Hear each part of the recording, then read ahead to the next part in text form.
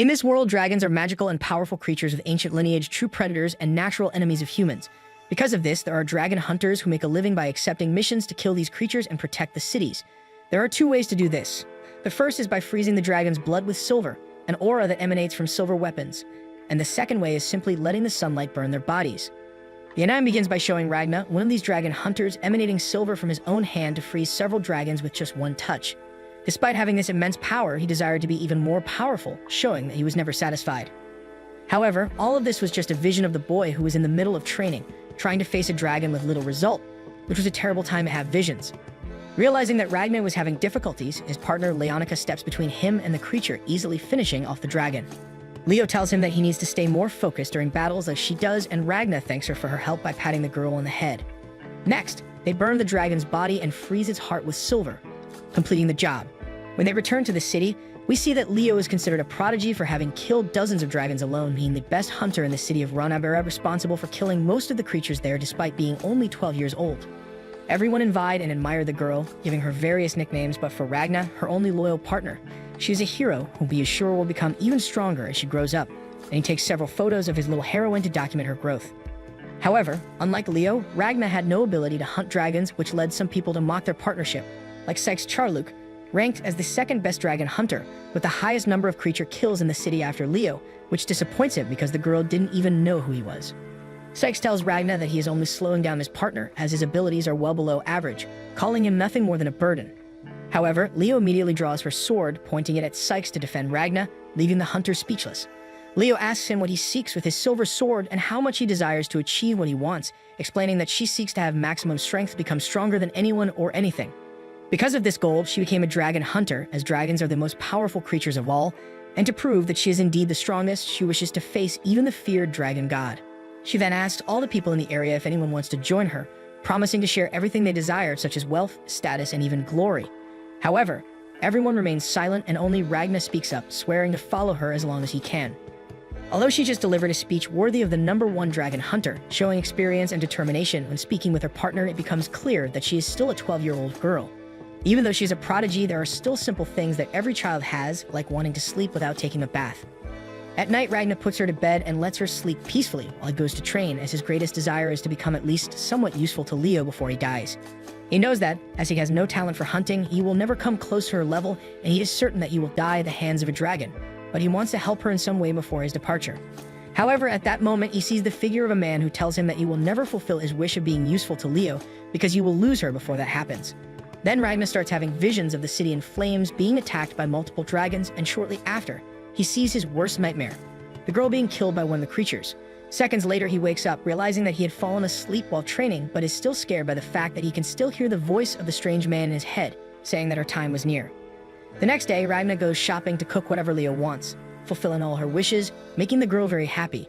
Later, after eating the meat she craved, she falls asleep and Ragna puts her to bed as he did the previous night. In the morning, the two go to the guild hall where dragon hunters accept their missions. However, they are surprised to find that there is not a single task available that day because the city has not had many dragon attacks recently. So Leo and Ragna go outside for some fresh air, and Ragna notices that her hair has grown. He decides to take advantage of the free time to cut her hair, but while doing so, he remembers the nightmare he had about her. To make matters worse, that night he has the same horrible dream again and decides to spend the early hours of the morning training. However, even there, he cannot find peace as he continues to hear the voice of the strange man telling him that you will lose Leo soon. Later, at a bar in the city, the dragon hunters gather to discuss the strange fact that winged creatures have been disappearing from the city for a few days. One of them mentions that the dragons were migrating eastward towards a city called Donapieru, a place that has not been attacked by them in a decade. Leo overhears the conversation and once again acts like a 12-year-old, mentioning that the city Donapieru reminds her of a famous confectionery shop called the Silver Hen, and suggests that if they go there on a mission to hunt dragons, they should take the opportunity to visit the shop and try its food. Meanwhile, Ragna still cannot shake the dream from his mind, fearing the words of the strange man and wondering if he is a vision or a ghost, feeling that he is neither of those options. Leo notices his partner's concern and asks him why he has been working so hard lately. He replies that it is an attempt to help her in some way. Recognizing his concern for her, Leo recalls the day they first met, saying that when she saw him for the first time, she thought they had the same potential and the same level of strength. This surprises him because, apart from having no natural talent, he was still getting beaten up when they first met. However, although she admits that Ragna indeed has no natural ability to be a dragon hunter, as she does, she says that her instincts tell her that he will become very strong somehow, though she cannot say when or why. Therefore, she promises to protect Ragna until that day comes. In a flashback, we learn about Ragna's past. His parents were eaten by dragons when he was only 3 years old, leaving him an orphan. Some relatives took him in, but shortly afterward, they too were killed by dragons, leaving Ragna with no one. That's when he was bought by a wealthy man, but some dragons burned down his property, leading him to believe that he was cursed. The rich man who bought him and his friends also blamed the boy's bad luck for what happened. They beat Ragna, accusing him of working for the dragons because wherever he went, dragons appeared shortly afterward, leaving only him as the survivor. Just when he had lost all hope of finding peace, he met Leo, who invited him to become a dragon hunter alongside her. She explained that having a special connection with these creatures was not a bad thing when you were hunting them, especially if you survived the fight. So she decided that he would be her partner that day, even though he was worried about bringing his bad luck to her and making Leo end up like all the others who had been close to him. However, she told him that only the weak died for her and the strongest, stronger than the dragons, survived. Since she was very strong, he had nothing to worry about. To prove his potential to Ragna, she took him on one of her hunts, and when they found a dragon, the boy thought it was the end for both of them. However, Leo defeated the dragon with a single blow, proving that she was indeed very strong. This made Ragna believe that it was safe to be near her because, unlike the others, he could not imagine a way for someone like her to die before him. From that day on, they became inseparable partners, with Ragna thinking that he was no longer cursed by being alongside a hero like Leo, wishing to stay by her side until he eventually died at the hands of a dragon. That's why the nightmare of losing her that he couldn't stop having was so terrifying, as she meant everything to him. The next day at the Guildhall, all the dragon hunters gather when they learn that the city of Dona Piero has been attacked and destroyed by the dragons. Since they hadn't suffered any dragon attacks for a decade, they thought they didn't need hunters to protect them. There, Leo asks Sykes what happened, and he explains that he heard that a horde of dragons attacked the city of Dona Piero, and that's why the kingdom issued an emergency mission for all hunters to go after these dragons. This makes Ragna panic because he knows that this means his vision is about to come true. But when he tries to warn Leo about the impending danger, they hear a noise, and when they leave the Guildhall, they see the city in flames and the dragon horde attacking, making Ragna recognize the similarity of the scene to his dream. Desperate, he goes after her, while the dragons attack the people who try to resist the attack in vain. Then the men see a person emerging from the flames and go to check if they are injured. However, the blood-covered man kills them all with blades made of his own blood, revealing that he too is one of the dragons, a superior one. This terrifies everyone, including the hunter Sykes, who is the second best among them. Ragna also sees the creature in the distance and immediately realizes that those blades are exactly what will cause Leo's death. So when the dragon is about to attack Sykes, Ragna jumps in his direction, determined to do everything to save Leo's life. However, his sword breaks upon hitting the dragon, and the creature then sets everything on fire. Leo sees that Ragna is in danger and rushes to the location worried. Luckily, the boy falls safely into the river. She then asks Skiles to leave the superior dragon with her and go to Ragna. Next, she goes to the creature, swearing to avenge it for hurting Ragna. Meanwhile, the boy continues sinking deeper into the river, reminiscing about his dream. After losing Leo, he sinks into his quest for revenge, aiming to hunt all the dragons to extinction, training to his utmost potential, becoming incredibly strong, even though he feels it's never enough. He also makes new partners, but they all die, leaving him as the lone survivor, leading a life full of losses despite his efforts, reaching a point where he achieves the impossible. Then Ragna manages to get out of the river, encountering the man from his vision again. He finally realizes that this is his future self, and that maybe deep down he only wanted a chance to die, but somehow always managed to survive. The man reveals that he is the future Ragna who caused his visions and expresses disgust for his past self. Despite idolizing Leo as a heroine and professing his love for her, he didn't become the strongest being in the world to keep her safe. He gained the strength he needed only after losing her, but then even though he was strong enough to face any dragon and protect anyone, he had already lost everything, with nothing left to save, unable to see any reason for all that power. Ragna asks him to transfer all his strength to him because it's the right moment to save Leo and the others in the city. His future self agrees, hitting Ragna with his sword, causing Ragna to scream in pain, startling Skiles, who was keeping him safe during his visions. At that moment, his past and future selves merge into one, with Ragna receiving all their memories and powers, understanding everything that happened, and the pain of becoming strong only after losing Leo. However, both Ragnas knew that this union came at a price, and they were both willing to pay it. Meanwhile, Leo is already tired of fighting the superior dragon, and he recognizes her strength. She also asks if he is the famous god of their kind, which annoys the creature. He says he doesn't come close to the grandeur of their god, and that she shouldn't even compare the two. After a long time of battling, he finally introduces himself as Grinwelt, explaining that he is the 10th seat of the Blood of the Wing, the most humble among all the superior dragons. This surprises Leo as he has proven to be a formidable opponent. Grinwelt decides to have some fun and reveals why the city and the kingdom are marked for destruction. He tells her that their god has always loved the exotic dishes created by humans, especially the famous bakery in the city of Dona Piero. However, even though he was a loyal customer, the bakery was robbed and went bankrupt. With the shop's bankruptcy, which was the reason the winged-blood dragons didn't attack the city, their god became extremely sad and angry. As a result, he ordered all of his lineage to destroy the entire kingdom. Grimwelt tells Leo all this to prove that the fate of the human nation was in the hands and whims of the god of the dragons. He insists that the battle between them and the hunters was never real because humans only survived when the dragons didn't take them seriously. He makes it clear that there was not a single human considered a threat to their species. After delivering the speech about how humans were completely insignificant compared to dragons, Grimwelt prepares to end the fight in Leo's life. However, at that moment, he senses a strange presence behind him, becoming frightened and even considering it might be an illusion. What he felt was the new power that Ragna gained, making him incredibly strong and capable of freezing dragons with a simple touch of his hand, thanks to all the effort of his future self. Grimwelt remembers the memories of the adult Ragna passing through his head. After losing Leo and spending 10 long years hunting dragons for revenge, desiring their extinction, he slowly became a part of his sword. Even though the fusion was painful, he continued to fight relentlessly.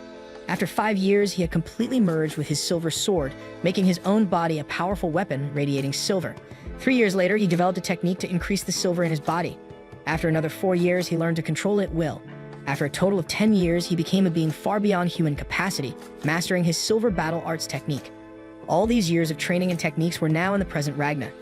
Approaching Grimwelt, he senses a power similar to the one he felt around monarch dragons, those chosen by their god to lead dragon lineages.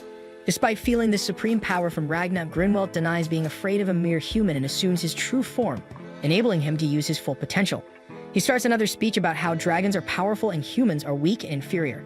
However, in a matter of seconds, Ragna freezes Grimwelt completely and shatters him, leaving nothing of the supreme and chatty dragon. With everything finished, Ragna finally comes to his senses, realizing he had saved Leo's life and changed his future of pain and suffering. He runs to her, barely believing what happened, and starts crying, relieved that he still has his partner by his side. As he cries as if the world were ending, she tries to reassure him, saying that everything will be okay and recognizing his hard work to become so strong. He says that someone else worked hard to achieve those results, someone who was no longer there despite Ragna knowing how much he suffered and missed Leo. Meanwhile, somewhere in the sky, filled with gears for some reason, the future Ragna meets a girl who tells him that even though he and his past self have accepted the price of their fusion, the past Ragna won't live for much longer. She notices that in all those years she knew Ragna, she had never seen him make such a sentimental expression as he was making at that moment. Even after all that time together, this was the first time she saw him without a somber look. However, what mattered now was that all their hopes of creating a world where no dragons existed were entirely in the hands of their past selves. On that day, the dragons attacked 7 cities in the Eastern Kingdom, and out of the 7, 6 were completely destroyed, including the capital. However, on that same day, the Dragon Reaper was born. After that, in Ragna's city, the dragons mysteriously disappeared and they managed to put out the fire despite the numerous casualties and the destruction of half the city, including the inn where Ragna and Leo lived. So the two were left without a place to sleep and had to take shelter in the home of the hunter Skiles, with the boy still in shock that he had truly prevented his nightmare from happening. When Skiles enters the room where the two are, Ragna tells him that the best thing they can do is leave the city and head toward the nearby border because the dragon god demanded the kingdom's destruction, and the creatures treat his demands as law, so they won't give up on attacking the place. However, if they move away from their target, everyone could be safe. Skiles questions why Ragna suddenly became intelligent and extremely strong as he had no talent before.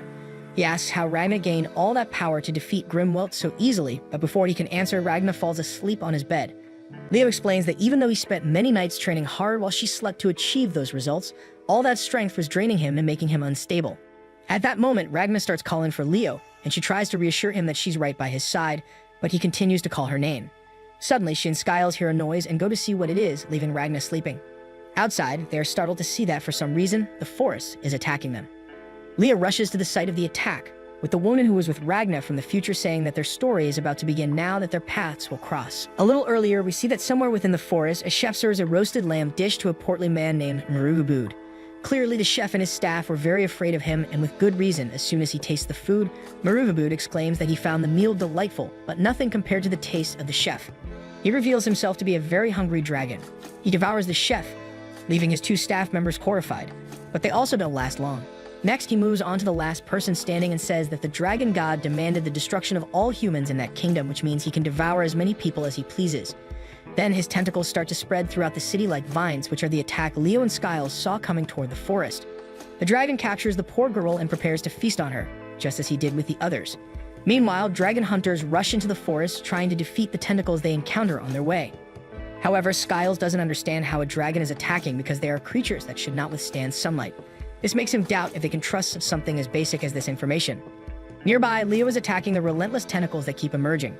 Suddenly, she notices that many of them have just destroyed Skyle's house's roof and captured Ragna, who was still sleeping soundly. She rushes to save him, but the tentacles prepare to attack her. However, with Leo in danger, Ragna immediately awakens from his slumber, radiating silver from his body, freezing all the nearby tentacles, which catches the attention of the dragon and the hunters nearby.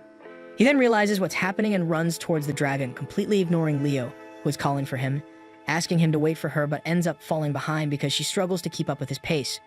Ragna doesn't hear her calling his name because he feels guilty for feeling relieved after saving her and lowering his guard, realizing that he should have known the danger was far from over. He then spots the dragon and delivers a powerful kick to its face, sending it flying and releasing the girl. Ragna believes that the only way to change his future and prevent everyone around him from perishing at the hands of the dragons is to not rest until they are all exterminated by his own hands.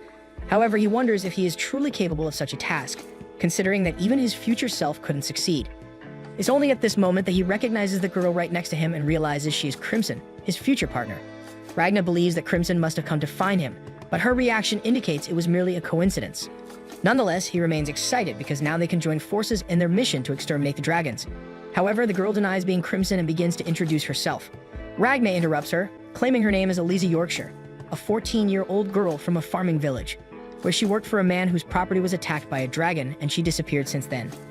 Ragna insists that at least that was the story she told him in the future, but she corrects him, saying she doesn't understand and clarifies that her name is Elise. Ragna cuts her off again, stating that he knows she is the dragon monarch Crimson, a former Bloodwing progenitor, considered a traitor by her kind for attempting to kill their god. Ragna continues, explaining that it was Crimson who also bridged the future and the present so they could achieve their goal of exterminating the dragons from the world, including himself. Ragna then explains that they share the same objective, and for that reason, they should work together, as this time they might succeed where their future versions failed. However, the girl slaps him in the face, offended because he first referred to her as a man and then as a dragon. This catches Ragna completely by surprise, and at this moment, Leo finally arrives in the forest, exhausted from running so much.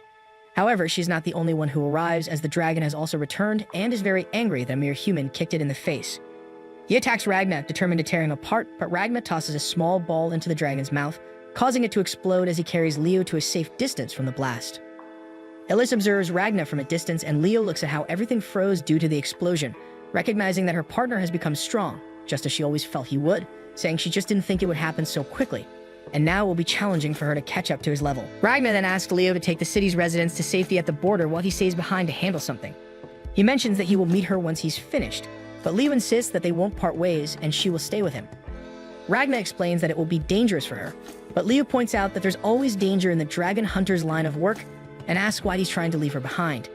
Ragna attempts to explain that they will only be separated for a short time, but this leaves Leo irritated.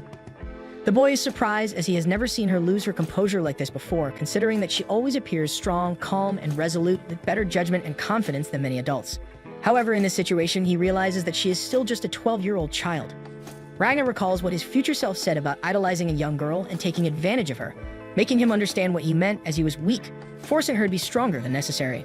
So he decides that he doesn't want to be weak anymore, as it's the only way he can achieve his goal and keep Leo safe. He reminds the girl of what she said when they first met, about how the weak die and the strong survive, and how that saved him, but now she is weak and won't survive if they continue together. These words hurt Leo, making her so angry that she tries to attack Ragna, but he stops her sword with just a finger and tosses her aside. He then bids her farewell, and Leo loses consciousness. When she wakes up, she is already on her way to the border, being carried by Skiles. The hunter asks what happened between them, and Leo recalls when she told Ragna about her goal to become the strongest in the world. She had held that goal since the first time she wielded her sword, but when she asked if he had a similar dream, he said that as long as he was with her, everything was fine. This brings tears to Leo's eyes because he has now achieved the maximum strength she has always strived for, without understanding why he left her alone. From a distance, Ragna watches as she and the other town's residents depart, and Lise asks if he really wanted to separate from Leo in that way. Ragna cries, saying that he can only be near people if their loss won't hurt him or if they won't die. He goes on to call her Crimson again, which irritates the girl. She says that if she were truly a dragon, she would have died as soon as the sunlight hit her. Ragna insists that the sun is not a problem because his Silver Art's powers are locked, and even though she can't use her powers properly, her weaknesses have disappeared. She tells Ragna to fulfill his mission of destroying the dragons alone and asks him to stop referring to her as a man. However, he says that she can change her gender and age at will, despite her continued denial of everything he says. This makes Ragna wonder if he will ever gain her trust. He remembers that the future Crimson said the story would begin when their paths cross, even though it would take some time for her to trust him.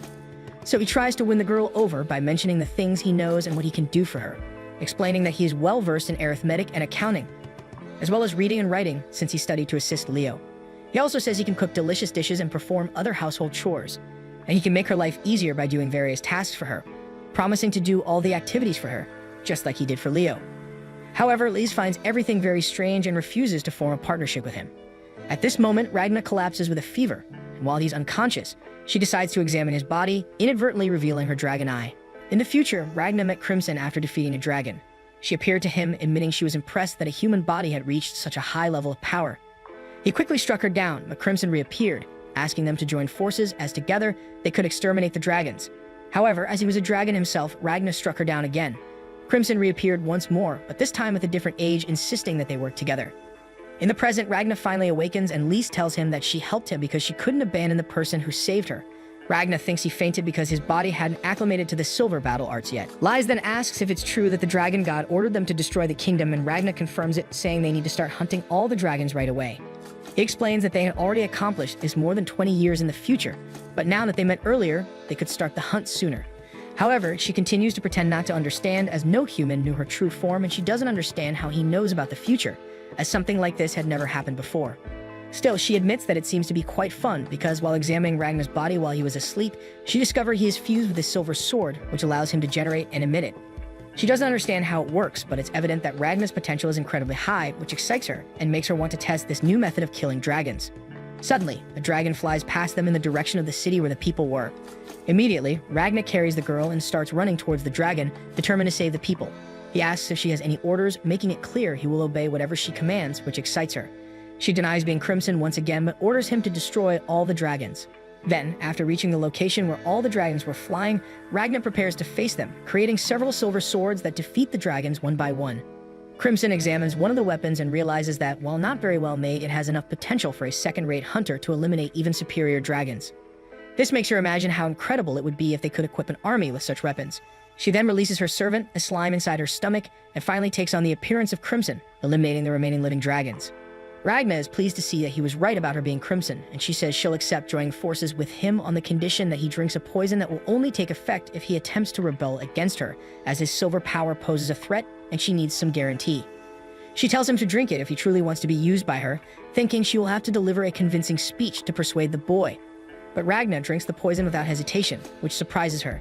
She asks why he is so determined to exterminate the dragons. Ragna explains that it's the only way he can protect everything that his future self lost. Crimson comments that it doesn't sound like a very heroic goal because it seems to be for his own benefit. However, that doesn't matter much to her because she will use and guide him on the path to the extinction of their kind, eliminating all 6 dragon lineages and then their god. But she makes it clear that when their mission is complete, Ragna must eliminate her to wipe out all the dragons from the face of the earth completely. He agrees to Crimson's terms, realizing that he has heard the same speech from her in his future. With him accepting all of her terms, she says they can start the story of how they will exterminate all the dragons in the world. After reaching an agreement with Crimson, Ragna gets to know Slime better, who appears in his human form to question the way he was speaking with his master. Ragna acts as if he already knew him, which irritates Slime. Slime asks Ragna to address him as Lord Slime because he's Crimson's #1 servant. However, she interrupts and asks Ragna to tell her about the future. He explains that they lost the battle against the dragons, but Crimson already knew that and asked Ragna for more details, such as how many dragon monarchs he killed. Crimson bombards the boy with questions he couldn't answer, and Ragna explains that he only has a general outline of the future's memory, but doesn't remember details. Ragna says he only recognized Crimson after seeing her, meaning he needed a trigger to access his memories, which Crimson finds quite convenient. Ragna asks if she was suspicious of him, and Crimson explains that she's suspicious of everyone except herself. She then asks if Ragna can use his strength to its full extent, or if he can only remember the basics. Ragna explains that his strength doesn't depend on his brain but on his body, allowing him to access his full strength. Meanwhile, a superior dragon is enjoying the screams of the girls caught in its tornado, making him feel even more in tune with the wind. After some time, some dragon hunters engage in battle with the creatures, but they are no longer confident and don't feel like true hunters. At that moment, Ragna appears and swiftly eliminates all the dragons with his silver aura. Crimson expresses her interest in seeing how the boy's power works, and immediately Ragna says he will eliminate as many dragons as she wants, but Crimson doesn't want Ragna to do anything. She wants the dragon hunters to handle it. She introduces herself to the people, assuring them that everything will be fine because Ragna, the Reaper, has eliminated all the nearby creatures. She claims the boy is a dragon hunter who has already defeated several superior dragons, and she's a mage and his companion. Most of the magic in that world belongs to the superior dragons, but there are a few human magic users, though they are so few that no one knows exactly what magic is despite being aware of its existence. Crimson decides to take advantage of the people's limited knowledge of magic by using her power and pretending it's magic. They believe that Slime, who is devouring the dragon's bodies, is also a type of magic, and Crimson invents that he is a pet she created. Everyone is impressed with her power, and she encourages them to repeat multiple times how amazing magic is. After repeating the same phrase several times, one of the dragon hunters introduces himself. His name is Michael, and he tells Crimson and Ragna that there is a dragon that only the two of them can defeat. He explains that everyone there fled from a tornado that clearly had a sinister creature inside it. Crimson realizes that the man is talking about the third seat, the third dragon from the top, which personifies the wind, named Dizzystraw. Ragna starts to leave, determined to hunt the dragon, but Crimson stops him by throwing him to the ground. The boy had exerted himself so much that he had completely worn out his muscle fibers in a way that he couldn't even stand up. Ragna hadn't realized how drained he was until she threw him to the ground. Crimson tells Ragna that he needs to remain immobile for about 3 days and asks him to leave everything to her. She then explains to the dragon hunters that the Reaper is injured and unable to move. Michael is worried and asks if she couldn't solve the situation with magic, as they were their only hope. But Crimson explains that if he exerts himself now, he could end his dragon hunter career.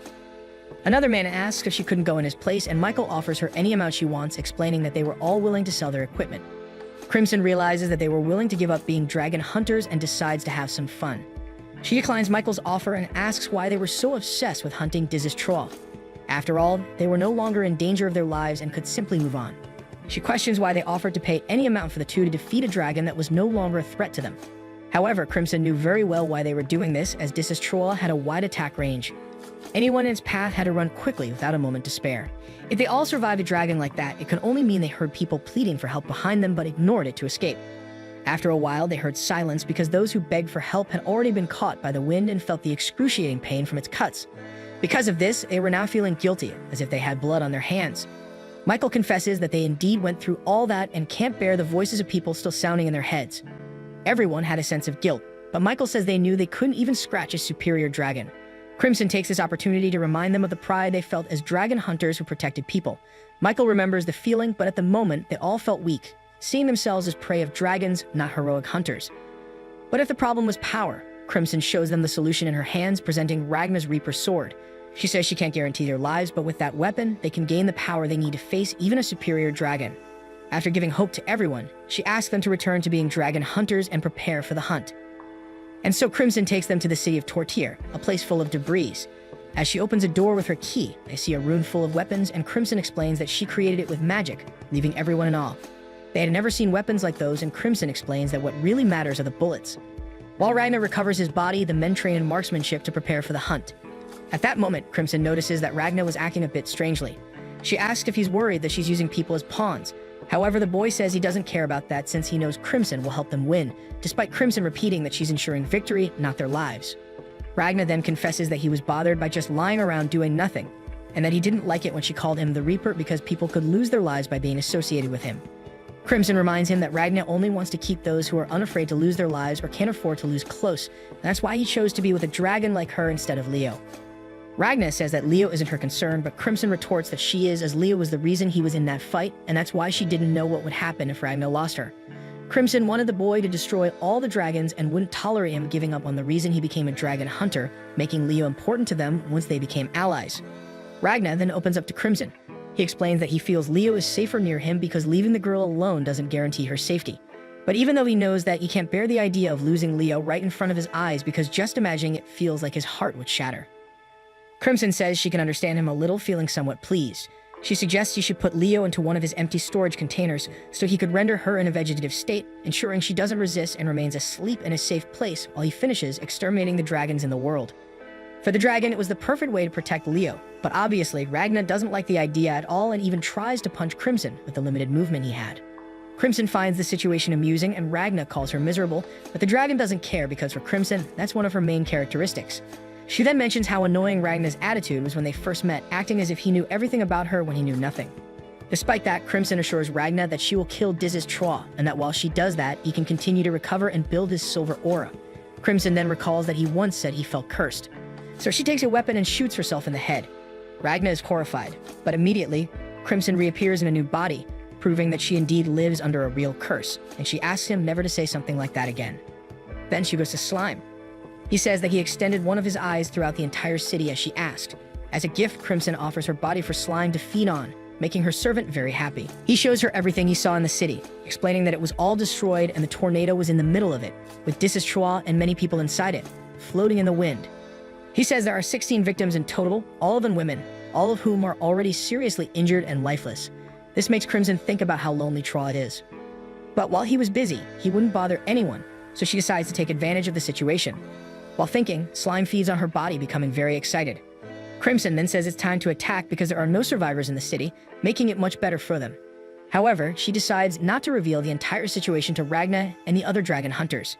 And so at night, Crimson says it's time to attack and gives a motivational speech, telling everyone that that day the true dragon hunters will act and eliminate an evil dragon disturbing the city. Her words make all the dragon hunters celebrate. Then they set out for the hunt, trusting Crimson completely. Dizzystraw notices them approaching and thinks that help came too late because there was no one left there who could be saved. However, no matter how much he wanted to have more fun, Dizzystraw knew that the sun would rise soon and thought it best to leave while there was still time. But Crimson grabs a megaphone to say that they are the dragon hunters who will take advantage of that morning to eliminate an evil dragon disturbing the city. She continues saying that the dragon is just a lonely being pretending to communicate with the wind when it's just a monologue. Sheikah says that he is a creature bored of standing in the middle of nowhere by orders of a crazy master. Thinking that a mere human was saying these words, Dizzystraw becomes irritated that such a weak creature would speak this way of the dragon lineage. He believes that whoever said those words clearly didn't know him, as he is a winged blood, a third from the top, the dragon of the wind feared by all for causing excruciating pain with his tornado. The man begins a giant monologue about his superiority, but it only proves that Crimson was right, and he was indeed a very lonely being, now wishing to take out his frustration on the dragon hunters. While everyone prepared to proceed with the plan, Michael couldn't help but ponder how they had spent 2 entire days preparing for that attack, putting complete trust in Crimson and pushing their fears aside. However, as he witnessed the enemy's power, Michael began to doubt whether they could truly face a superior dragon like that. Despite his fear, he stood firm and encouraged his companions to press on. The Dizzystraw tornado was twice as fast as the vehicle they were using. Knowing this, Crimson planned to drive towards the sun, combining the attack of sunlight with a silver attack since only one of them wouldn't be enough to defeat a dragon like that, as his body regenerated faster than it received damage. The hunters followed the plan and fired at the dragon. Contrary to what all the hunters believed, the silver didn't freeze the dragon's blood, but rather the magical power flowing around it. It was the silver that started to freeze the Dizzystraw tornado. However, unbeknownst to him, the bullets were regular, and it was actually the silver aura of Ragna, hidden and recovered, that was freezing his tornado. Dizzystraw thought that this trick wouldn't be enough to destroy his tornado. However, at that moment, Michael fired, this time using a genuine silver bullet. Although the tornado managed to resist the attack, it was significantly weakened. This infuriated Dizzystraw, who still believed that the mere hunters were deluded to think they could face a superior dragon like him. The hunters continued to shoot, and Crimson found it amusing. Then, thanks to Ragna's silver aura, the dragon's tornado dissipated, causing it to fall. Slime captured Dizzystraw and threw him onto the silver lance of the hunters, and the dragon began to freeze. Dizzystraw was shocked to realize that the humans had indeed defeated him. The dragon struggled, trying to conjure his tornado again, but he was too weak to use his power. As the sun began to rise, the dragon started to burn, successfully concluding all parts of their plan. Suddenly, Dizzystraw managed to break free from the hunters, still impaled on the silver lance, but Crimson ran him over. Too weak to fight, Dizzystraw understood that he was defeated and wondered how a dragon like him could be defeated by mere hunters. After all, he was a super powerful, superior dragon capable of creating 8 tornadoes at once. Crimson, who knew his abilities, realized that if he had used them, the group would never have been able to defeat Dizzystraw. But his pride had driven him to want to defeat the humans without using his full power, leading to his downfall. Crimson noted that after Silver and Sunlight, pride was the 3rd weakest point of every dragon. However, even though she possessed all the necessary knowledge to defeat Dizzystraw, the plan was actually Ragna's. He knew that Crimson had the knowledge to defeat any dragon she wanted and didn't need to know about the future. Still, she wanted to test her knowledge as an experiment. He realized that Crimson was as amazing as she was formidable. Even though they were partners at that moment, once they finished hunting all the dragons, Ragna would have to hunt Crimson. After they finished eliminating the Wind Dragon, everyone bid their farewells and Crimson erased the hunters' memories, causing them to forget about her. Afterward, Crimson disappeared and the hunters thanked Ragna, saying they wouldn't have been able to defeat the dragon without his help. However, Ragna replied that he hadn't done much, and Michael said they could claim that the dragon hunters had achieved the victory. After the hunters left for the border, Crimson showed Ragna a radio. In the broadcast, the royal army of Reese sent a message to all the kingdom's subjects. All the borders were under attack by dragons, and they were instructed to follow the local authorities' guidance to evacuate to the capital, where they would receive shelter. However, it was explicitly stated that no one should approach the borders. Upon hearing the message, the two realized that it was clearly a trap set by the dragons who were blocking all the exits to lead people to the capital, gathering everyone in one place, so they prepared for a new hunt. 5 days earlier in the capital, King Femud Rees received news that the dragons had destroyed the city of Donapieru and decimated his army. The informant recounted that in the middle of the night, many lightning strikes had struck the city and several dragons had attacked simultaneously. The king instructed the informant to gather the troops and send reinforcements from the cities of Ranabarilla and Tortir immediately. Additionally, he asked them to hire as many dragon hunters as possible, emphasizing that they should avoid superior dragons at all costs. The king then pondered the lightning strikes that had hit the city, and his advisor mentioned the similarity to an event that occurred 20 years ago when Garnus's army invaded the Dornapierre region and was decimated by an unknown dragon that shot lightning. The king had hoped that the dragons living among them could coexist peacefully and wondered why the dragons were attacking at that particular moment.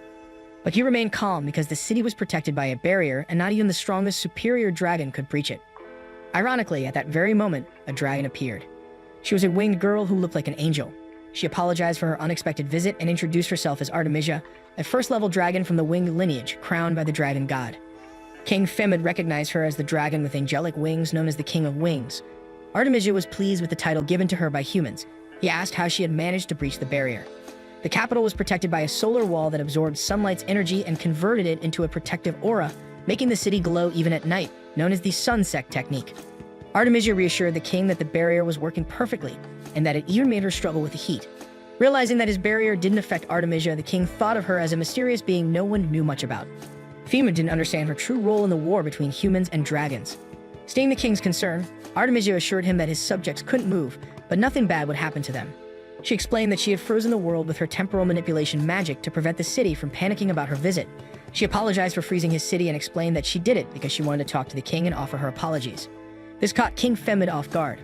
Artemisia explained that it was never her intention to attack Dornapieru, but one of the dragons had done so without waiting for her orders. She was left with no choice but to punish him for his actions and go there to apologize. She said she was sorry for not being able to stop the panic caused by the destruction of Dornapieru. Her actions, combined with her angelic appearance and gentle voice, made King Femud question if she was really a dragon. He wondered why he could still move if she had frozen the world, and since she claimed the barrier was working, he wondered whether he should attack her or not. However, Femud thought better of it and concluded that attacking her was not the right course of action.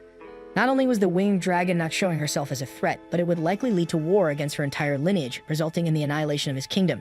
The king decided to accept the dragon's gesture and bowed to her. Femud then said he accepted her apologies. Artemisia was grateful and said it only made her task more painful. She wanted to prevent her subjects from suffering and offer a quick and painless end to all of them. This left King Femud in shock. He remembered that Artemisia had said she didn't want to attack the city. However, she clarified that she didn't want to attack the city, but Femud's kingdom had to be destroyed because that was the will of her all-powerful god. Artemisia said she had planned to do it quickly and discreetly, but the attack on Dornapieru prevented her from doing so because the population panicked and some subjects even wanted to escape the kingdom. Therefore, Artemisia ordered her subordinates to go to the borders to block the passage and prevent people from fleeing. King Femud asked Artemisia to stop her subordinates, but she refused to do so. He then asked if she wished to start a war. Artemisia replied that there wouldn't be any war, only the massacre of him and his kingdom, apologizing once more for having to do it. Femud attempted to negotiate, but Artemisia said it was not possible. So, with no other choice, Femud decided to act and use the power of the barrier to launch an attack against Artemisia. His ring glowed and it caused all the city's lights to go out, concentrating all the solar energy from his barrier into a single point to strike Artemisia. However, just before releasing the attack, Femud was suddenly attacked by one of his subjects, Borgias, who revealed himself as Artemisia's subordinate. Another subordinate, Nebuline, stepped in front of Artemisia to protect her from anything that could harm the King of Wings. Artemisia thanked Nebuline for protecting her but questioned Borgias, who had fatally attacked King Femud with a devastating blow, as Artemisia had not ordered him to kill the king. She expressed her disapproval of such cruelty and decided to use her power to turn back time to before Borgias launched his attack against Femud. Everything returned to how it was before, and she apologized to Femud once more because it had not been her intention to kill him in that manner. Femud was in complete shock, realizing that he was alive again after being certain that he had been killed by the attack just moments earlier. Artemisia then explained that she had manipulated the flow of time with her magic to turn back time before the attack. Femud was awestruck by her immense power, considering Artemisia not just a dragon but perhaps a deity. However, she clarified that she was merely a servant of the true god and that it was the will of this powerful deity to destroy Femud's kingdom. The king then realized that humans could not face even the power of one of this deity's servants, let alone the power of the dragon god. Artemisia said that soon everything would be destroyed and none of them would be able to escape, as it was their destiny according to her god's will. She explained that she had a way to spare them from suffering, but she needed King Femed's assistance. Her plan was to eliminate as many people as possible quickly and painlessly. She told Femed that, as a king, he must help guide his subjects. With no other choice, he agreed to help her achieve her goal. The royal army of Lys conveys a crucial message to all citizens. They report a large-scale dragon attack occurring in a city near the border. As a result, all citizens from every city should follow the royal army's instructions and evacuate directly to the capital. In the king's castle, a soldier informs His Majesty, Femed Rhys, that the number of refugees keeps increasing, and at this rate, it would be challenging to continue allowing entry to everyone. The king, with an empty gaze, says that this is not a problem and that everyone should be let in. He reassures that there's no need to worry about the future and that everything will be fine. On the other side of the city, a black-headed figure on a lance comments that no matter how proud or capable a person may be, after they die, they seem to lose their soul. He is referring to the king, as apparently his spirit has disappeared. Then Artemisia arrives and says that she thought he would be a pile of ashes by now. The figure responds, expressing great happiness at her presence. She informs him about the entire situation. The plan was already in motion, and in 10 days, all the people gathered in the capital will have a peaceful death. However, there is a problem. The ninth place, Dornia, was defeated. The culprit was Starlia Lys, the second princess of that kingdom. The figure mentions her as the Silver Princess and the Argentum troop. The queen reveals that she has sent the 5th place and the 6th place after her. The figure questions if she would prefer him to go after her, but she responds that she has another mission for him. The 3rd place, Disistroal, the 8th place, Maruhubud, and the 10th place, Grimwelt, disappeared near the southern border. The figure suspects it might have been the Solarian or another dragon lineage, but the elder says it's a completely unknown threat. Then Artemisia hands over her heart to the figure, allowing him to regenerate his entire body. Artemisia mentions that his punishment is temporarily suspended and orders him to subdue the insurgents. It is then revealed that he is the 2nd place, Woltekamui. He accepts but asks if he'll get a kiss as a reward. The queen gives him a smack in the face and tells him that he never learns his lesson. The demon has fun irritating his progenitor. Artemisia urges him to go, but he asks for a moment to enjoy it, as he is a very fast being. Then in the form of lightning, he flies away. Suddenly, we see Ragna from the past in a desolate land surrounded by all the mature dragons. He came there while chasing the winged blood but was captured and pinned down with needles piercing his arm. Once again, he survives without doing anything and starts screaming with anger, but Borgias kicks him in the stomach and orders him to be silent. Borgias asks everyone how they should deal with that human while everyone else had died. He asks for their opinions. Chantiuras, the 12th place, is bold and believes there's no other option but to kill him as he sees no reason to let him live. Barong Shura, the 11th place, suggests making him food for those who want to eat. Grimwelt, the 10th place, suggests stabbing him and exposing his carcass. Dornian, the 9th place, prefers to use him in her experiments since she's developing a new floral arrangement with humans. Maruvabu, the 8th place, claims to have a cruel and unusual murder method. Ultozora, the 6th place, expresses no interest in that terrible and pathetic man, so they can do as they please. Terratectra at the 5th place is also indifferent. Nebulum, the 4th place, believes they should kill him in the least painful way possible. Disistroal, the 3rd place, wants them to finish it quickly because the humans' moans are very annoying. Ragna can't move even an inch. He laments that the only thing he can do is groan. He wonders why he's still alive and didn't die that day with Leo. Ragna is frustrated with his weakness, but at least this time his life won't be spared, so it's all right. After all, he's tired of everything and just wants to finally find peace. Woltekamu realizes that Ragna wants to die and lifts him up by the neck, saying they now have a decision. They won't kill Ragna so he can burn in the fires of his own hatred and despair at his weakness. Dissis says he doesn't care about Woltekamu's selfish opinion and tells him to get it over with. Woltekamu questions when they became so soft-hearted. He releases Ragna and asks if anyone opposes his opinion, then Artemisia appears and strikes him with her lance, saying she disagrees with his opinion. The dragon's head pops out of his body with a blow and he falls to the ground. Artemisia explains that she despises those who disturb the group's harmony and tells Woltekamu to shut up. Artemisia has heard everyone's opinions but asks them to accept her desire. She says she would like to welcome him as part of the lineage. Everyone is surprised, and Woltekamu, as he puts his head back, questions why she wants that. However, he is hit again by Artemisia and falls to the ground. The queen approaches and introduces herself as Ultimacia, the progenitor of the winged blood. She notices Ragna's sword and recognizes it as one used by dragon hunters from a kingdom that once existed. Despite being a lovely country, she destroyed all of them, except Ragna, who survived that day and also survived today. She is very pleased and believes it must be God's will, so he has permission to live. Ragna has no idea what she's talking about. Then Ulto explains that being part of the lineage means an invitation to be transformed into a dragon. The others explain that despite people thinking that superior dragons like them are menial dragons who can assume human form, that thought is entirely wrong. In reality, inferior and menial dragons are mere beasts born from their blood. They, mature dragons, used to be human but received blood from their progenitor and transformed. Therefore, Ragna should be happy because he will receive the gift of evolving into a life form far above humans. However, Ragna absolutely does not want to become a dragon like them, as they killed Leo and many other people he cared about and could come to care about. Ragna hates the dragons so much and refuses to become one, but he doesn't have the strength to say a word. Holto says that if he becomes part of the lineage, all this hatred will disappear, just as Ultos did. Artemisia says that despite the nonsense Wolt Camus spoke earlier, she wants to save him from that hell. She creates a blood blade with her powers and says she will stab it into his heart. When she does that, the transformation will begin. Ragna uses his last strength to beg her not to do it, but she asks him not to be afraid, as he won't cease to be himself. However, the way he sees the world will change. Artemisia plunges the blood blade into Ragna's back, piercing his body and going straight to his heart. His transformation begins and he screams in agony. So Ragna wakes up startled in a train carriage next to Crimson and Slime. He mentions it felt like he was having a fun dream, so he didn't wake him. He also tells Slime to keep quiet. Crimson asks if he remembered anything useful. Despite Crimson being a jerk, he's still better than Ultimacia, as her gentle demeanor while killing countless people is terrible for Ragna. He promises to hunt her down no matter what it takes because he's stronger now. Crimson still doesn't know how much of his own power Ragna can use, and he's also unaware of the price that must be paid to use it to its full extent. So he prefers to wait a few years and fully prepare to kill Ultimacia. However, the queen must already be aware of the strange activity near the border, and by now, Woltekumlu must be free because he's the most powerful fighter of all. Without his protection, this is the perfect time to set an ambush against Ultimacia. So if Ragna defeats the queen, it's a bonus. But if he loses, Crimson will save him because he's an irreplaceable tool. The train approaches the capital, and they plan the next steps of their operation and how they'll secure an audience with the winged progenitor. In the capital, through a vision, Artemisia asks God, who appears as a child, if he wishes for everything in Lys to be destroyed. The child asks what Lys is.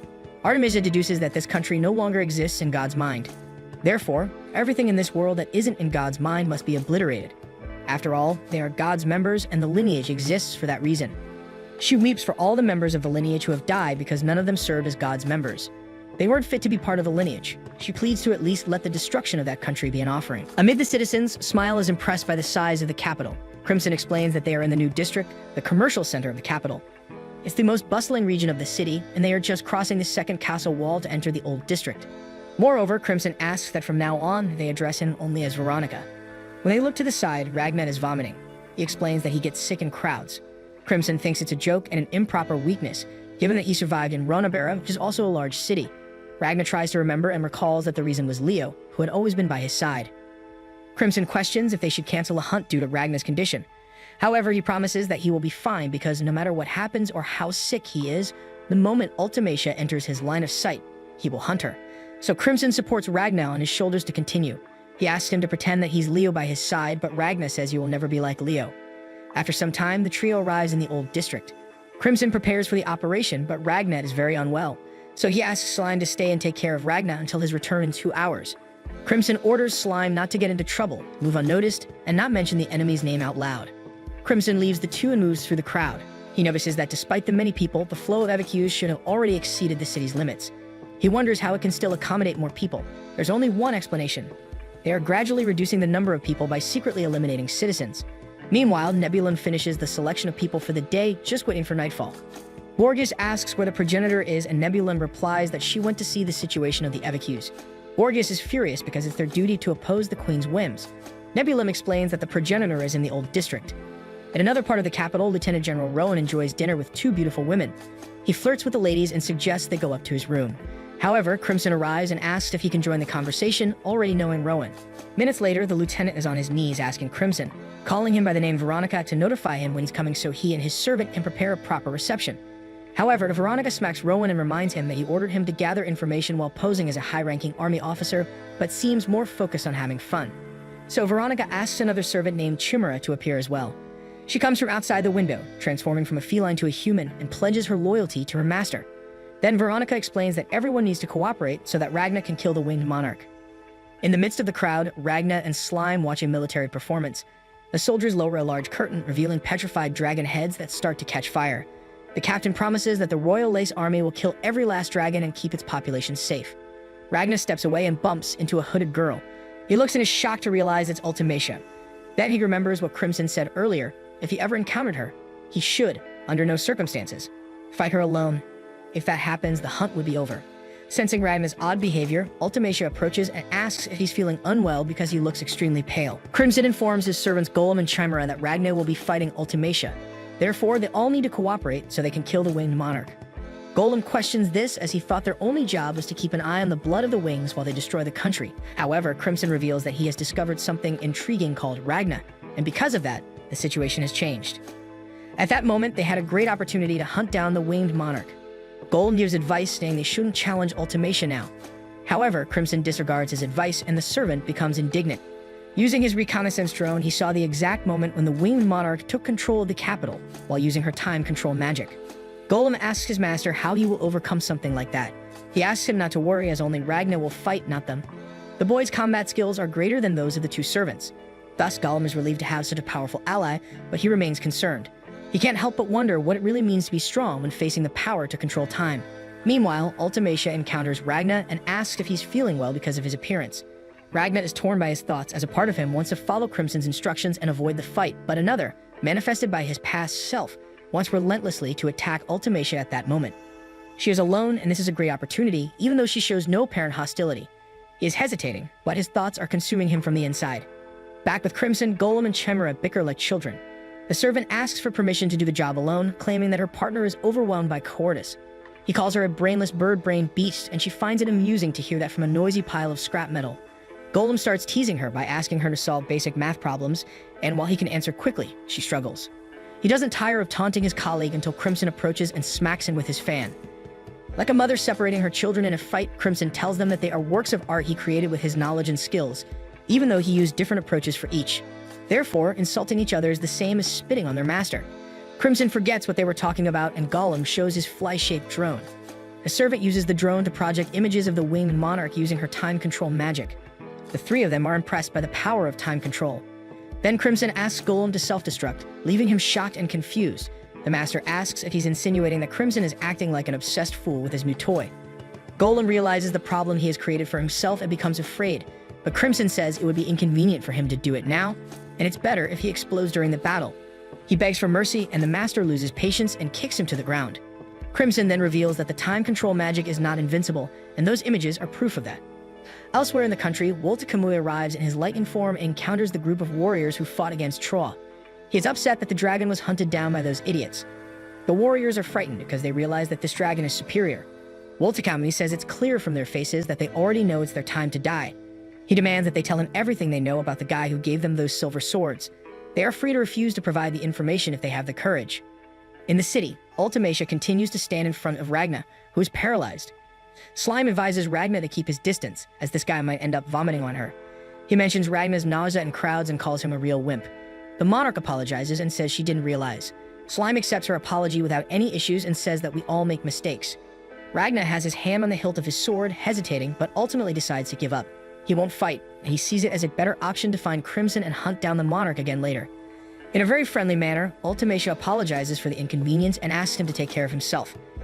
Despite this being a good moment, Ragna believes that this is the right decision. He almost acted rashly when he was alone, but thanks to Slime, he didn't take any further actions. Slime approaches Ultimacia and senses a different scent from humans, which seems delicious to him. He jumps off Ragna's shoulder and asks for permission to lick Ultimacia's face. However, the boy accompanying her intervenes and stands in front of Slime, reminding her to hurry up and find her parents. Slime becomes curious and asks what the boy was talking about. Ultimacia explains that she was helping him find his parents. Ragna is inwardly furious to hear this as he remembers all the harm that the monarch has caused throughout his life. He can't believe that someone like her is being kind to that child. Ragna asks for the reason but quickly regrets it, as it might raise suspicion. Uncomprehending, Ultimacia asks if there needs to be a reason to be kind to someone. Ragna reflects for a while, but then he pulls Slime and asks them to leave. However, Ultimacia calls him and asks him to wait, wondering if they have met somewhere before. Before she finishes the question, Ragna denies it shortly and continues on his way. Then Nebulim arrives, looking for Ultimacia.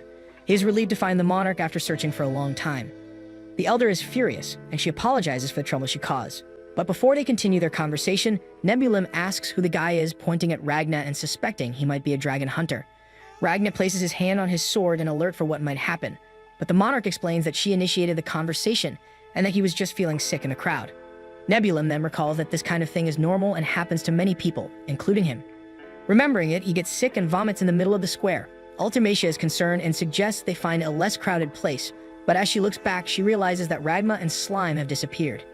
While they review the footage, Golem and Chimera wonder why the winged monarch is not visible. Chimera realizes that after appearing suddenly, the rune changes completely. She concludes that Ultimacia stopped time up to that moment. The question is, why did she choose that moment to resume the flow of time? At first, Golem thinks she may have run out of magic, or perhaps there is a limit to how long she can freeze time. But then Crimson explains that at that moment, she only reversed time for the injuries that led to the death of King Lise. Despite her immense power, Ultimacia cannot pause and reverse time simultaneously. To reverse time, she must unpause it, and while she is in the process of reversing it, she cannot pause it. Therefore, this is the weakness of time control magic. Crimson envisions a scenario in which they plan an ambush and kill the monarch. If they do that, she will automatically use her magic to reverse her body to a living state. However, while she is doing that, she cannot freeze time. So before she finishes restoring her body, they kill her again. The magic is triggered again, and time is reversed. They kill her again, and so on. If this continues, her magic will run out and she won't be able to turn back time. Naturally, to defend herself, Crimson hopes she will counterattack using her energy reserves. That's why Ragna must be able to defend himself and kill her. Crimson recalls the conversation they had by the campfire, and if it's true that they killed the winged monarch in the future, this must have been the method used. The only direct lethal aspect of time control magic is the inability to use different powers simultaneously. This is the only way to confront the monarch at the moment, so Ragna is capable of defeating her in a one-on-one confrontation. Golem and Chimera's role is to take care of Nebulum and Borgias, preventing the dragons from helping the winged monarch. They must be cautious, as this is a great responsibility. In alley, Slime asks what's gotten into Ragna. He ignores the servant and questions if he made the right choice. Despite the fact that his future self wouldn't have hesitated, Ragna is different. He hasn't lost anyone yet. Then a representation of Crimson emerges from the shadows and reminds him to stay calm and obey his orders. Although he convinces himself that he made the right choice, Ragna still has a horrible feeling inside him. He asks Slime to transmit a message to Crimson using a communication device. The message is that he found the target. Crimson then goes out alone, leaving Slime astounded. Meanwhile, Crimson realizes that his servants still don't trust Ragna. This is understandable since a new human without loyalty is playing an essential role. However, the mage is not worried because he has been sending subliminal messages to Ragna since the day they met. On a day, he gives the order the hunter will ruthlessly kill whomever he wants. Crimson then receives a desperate message from Slime. The master asks what it's about, and upon realizing that Slime failed to follow all of Crimson's orders, Slime decides to speak out, saying that the stupid human betrayed them. In the square, Ultimacia and Nebulum return the lost child to his parents. She thanks him for the help, and he affirms that the monarch had no selfish actions. Ultimacia asks if that family was included in the list for that night, and Nebulum confirms, saying that the three of them will disappear. The monarch is pleased because this way she can make people inside the barrier disappear without feeling pain. Although escaping death is not possible, pain and fear can be avoided. Ragna listens to all of this and becomes furious. He approaches Nebulum from behind and says he wants to start over. He reveals that the reason he was sick before was actually the fear of not being able to use his power fully to accomplish his mission. Ultimacia apologizes because she had no idea what he was talking about. Then she calls for Nebulum, but realizes that he has been frozen. The petrified dragon's body falls to the ground, shattering into pieces. Ragna wields his sword, ready for the fight, and apologizes to Crimson. If he doesn't fight at that moment, his oath to kill all the dragons would have been in vain. Finally, Ultimacia realizes that this man is her enemy and assumes her angelic form. She begins to invoke her magic, but before she even notices, Ragna hits her with several swords and kills the monarch. Time control magic is activated, and she starts to regenerate her body, but before it is complete, Ragna strikes her and destroys her body. The monarch is thrown away. The citizens are in panic and flee. The magic is activated, and the rewind begins once more, but it takes 2.88 seconds to complete. In that time, Ragna kills her once more with his silver sword. Ultimacia is killed so quickly that she doesn't even have time to express her feelings. She decides to counterattack, but Ragna is more powerful and hits her numerous times. He tells her she can rewind time as many times as she wants. The monarch tries to use her powers, but Ragna is much faster, and before she can release her magic, he impales her with his silver swords all over her body. Ultimacia summons a blood blade and threatens to plunge it into Ragna's heart, asserting that when she does so, the transformation will begin in him. She embraces Ragna, consoling the hunter, assuring him that he won't cease to be himself. Still holding Ragnar in her arms, she thrusts the blade through his back, claiming that his worldview will change forever. An intense reaction begins in Ragna's body. As he screams in pain, his veins bulge and the inside of his body pulses in blue and red. He declares that his body is so hot it burns from the inside and everything irreplaceable to him is gone. Ultimacia tells Ragna to forget his hatred so that they can live for the sake of God. Among all the things she could do for him, this was the final atonement. Ragna's transformation intensifies and an image of Leonica appears in his mind, indicating that he will forget her just like all the other things that matter in his life. He realizes what is about to happen and reacts by trying to grab Ultimacia, but she manages to move away. Soon he sees his broken blade on the ground and leaps to retrieve it. Zora and Nebulum react to try to stop him. Gazaster Thrower begins casting a wind magic spell, but Kamui holds his arm, preventing the magic. Consequently, Ragna manages to lift the broken blade and thrust it into his own heart, piercing his body and removing the blood blade Ultimacia had stabbed him with. He says his life was meaningless, but that he wouldn't let Ultimacia have her way. With the blade in his chest, he falls dead. Members of the lineage realize that Ragna is dead, and some wonder why he didn't accept Ultimacia's kindness. The progenitor admits she was mistaken, and Ragna was not destined to join their lineage. Dying there was his salvation. Gazaster Thrower massages his sore wrist and asks what happened. Kamui says he just wanted to enjoy the show. Ultimacia approaches them unnoticed and catches Disaster Thrower's attention, making him startle. She asks him if he can take everyone home through the wind, since wind is not the strong point of the rest of the group. Disaster is embarrassed, turns away from Ultimacia, and says of course he can, asserting that the wind is the most grand and elegant means of transportation, especially for a beautiful woman like their progenitor. The monarch smiles and asks a Disaster Thrower to convey her thanks to the wind, and Disaster responds that he will tell it for her. Zora overhears the conversation and comments that Tro is very cute, while Borgias mocks, asking when Disaster will be able to talk to the progenitor without acting like a clown.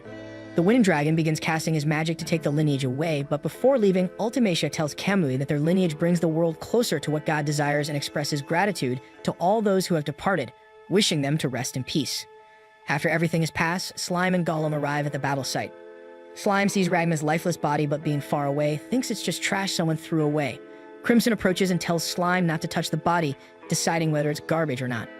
Crimson kicks Ragna's body with his foot to look at his back and sees the blade stuck there, realizing that he froze his body to prevent him from becoming a member of the Wind lineage. Crimson asks Golem to carry Ragna back to base, and his servant asks if they will dissect the found body, but Crimson says he will revive the dead because he seems interesting. Back in the capital, Golem tells Crimson that the explosions from the conflict are a true spectacle. He turns to Crimson and asks about the plan, but Crimson is distracted, muttering the word cursed repeatedly when he starts getting more and more nervous, calling Ragna mediocre and saying he escaped his expectations. He begins shouting alone, wondering how, among the millions living in this stupendously large city, they managed to find Ultimacia. He starts questioning if he's cursed. However, he quickly calms down, stating that the original plan was to assess Ragna's power, and if he manages to win, it will still be a victory. If things go wrong, Crimson will handle it. Crimson says that Ragna is really different this time, which shouldn't be a surprise. Camera contacts Crimson, reporting that Borgias destroyed the second wall of the castle in the southern Old District and entered the New District, giving him an advantage. She finishes by saying there is no sign of the superior dragons. Crimson privately wonders if Nebulum is dead, since, just before the battle started, the shield around the capital disappeared. He quickly orders Chimera to return and contact Slime, telling him to go to the nearest location with a delicious scent. Gollum informs Crimson that Borgias left the castle, and Crimson asks the servant to deal with the dragon. The man is astonished and asks how that would be possible in his current body, but Crimson simply informs him that there is no time for him to change. Gollum regrets not being able to use his combat body because it was limited and dangerous to face a dragon of Borgias' caliber, but he complies with the order. He climbs onto the parapet and timidly says that it may not be possible to kill Borgias, but Crimson replies that he just needs to delay the dragon. Gollum reminds Crimson that the installation is complete, but hopes not to have to use it, and sets off for the mission. Crimson remembers that all the orders he just gave will be useless if Ultimacia does that. Scenes of the fight between Ragna and Ultimacia flash in her mind as she states that she wants to see if Ragna can really press the monarch so much, calling him a mediocre man. Within Crimson's thoughts, the head of the winged monarch appears, questioning if she has already died many times. Almost disintegrated by Ragna's blows, she worries about not having enough time to come back, fearing dying definitively. As she is about to be completely destroyed, Borgias appears, apologizing for the delay. He announces that he will drain all the blood in the castle and fire his cannon. He apologizes again when he warns that his leader will be hit in the explosion because Ragna cannot be defeated without drastic measures. Before he can fire, Borgias is surprised and his cannon is cut in half by an unknown attack. Gollum at a distance fired at Borgias' cannon and mocks the dragon, saying Borgias was excited for nothing. Gollum jumps and sees Ragna fighting Ultimacia, concluding that he can really defeat her. However, Ragna is surprised by a counterattack from the monarch. Ultimacia casts a restriction barrier on Ragna, preventing him from moving. Nebulum is injured on the ground, noting that the silver's freezing power of this enemy is off the charts, realizing he went from dead to nearly dead. Very weakened, with part of his left arm cut, he tries to motivate himself to endure a few more minutes and struggles to get up. Elaborating a strategy in his mind, he reflects that he just needs to buy enough time for Ultimacia. The monarchs, slowly restoring her body, thanks Nebulum, expressing gratitude, relief, and sadness, announcing that she will go back 3.1 seconds in time. As a precaution, she invokes the repugnant life force that flows from her blood in the form of hundreds of blood dragons and tries to envelop Ragna. Ragna, in turn, reacts with the silver-full power, and the restriction barrier begins to break. Nebulum sees the monarch's barrier breaking and realizes he needs to act quickly. He declares that he will sacrifice his life and tries to endure a few more seconds, but Slime calmly approaches and swallows him, giving the restriction barrier enough time to break completely. Despite this, Ultimatia's restoration is complete, and she thanks Nebulum for it. Now she prepares to end the fight. She concentrates to summon creation, but Ragna reacts quickly, hitting her with the silver flight. The monarch's body disintegrates almost completely again, but a vision of Kamui invades her mind.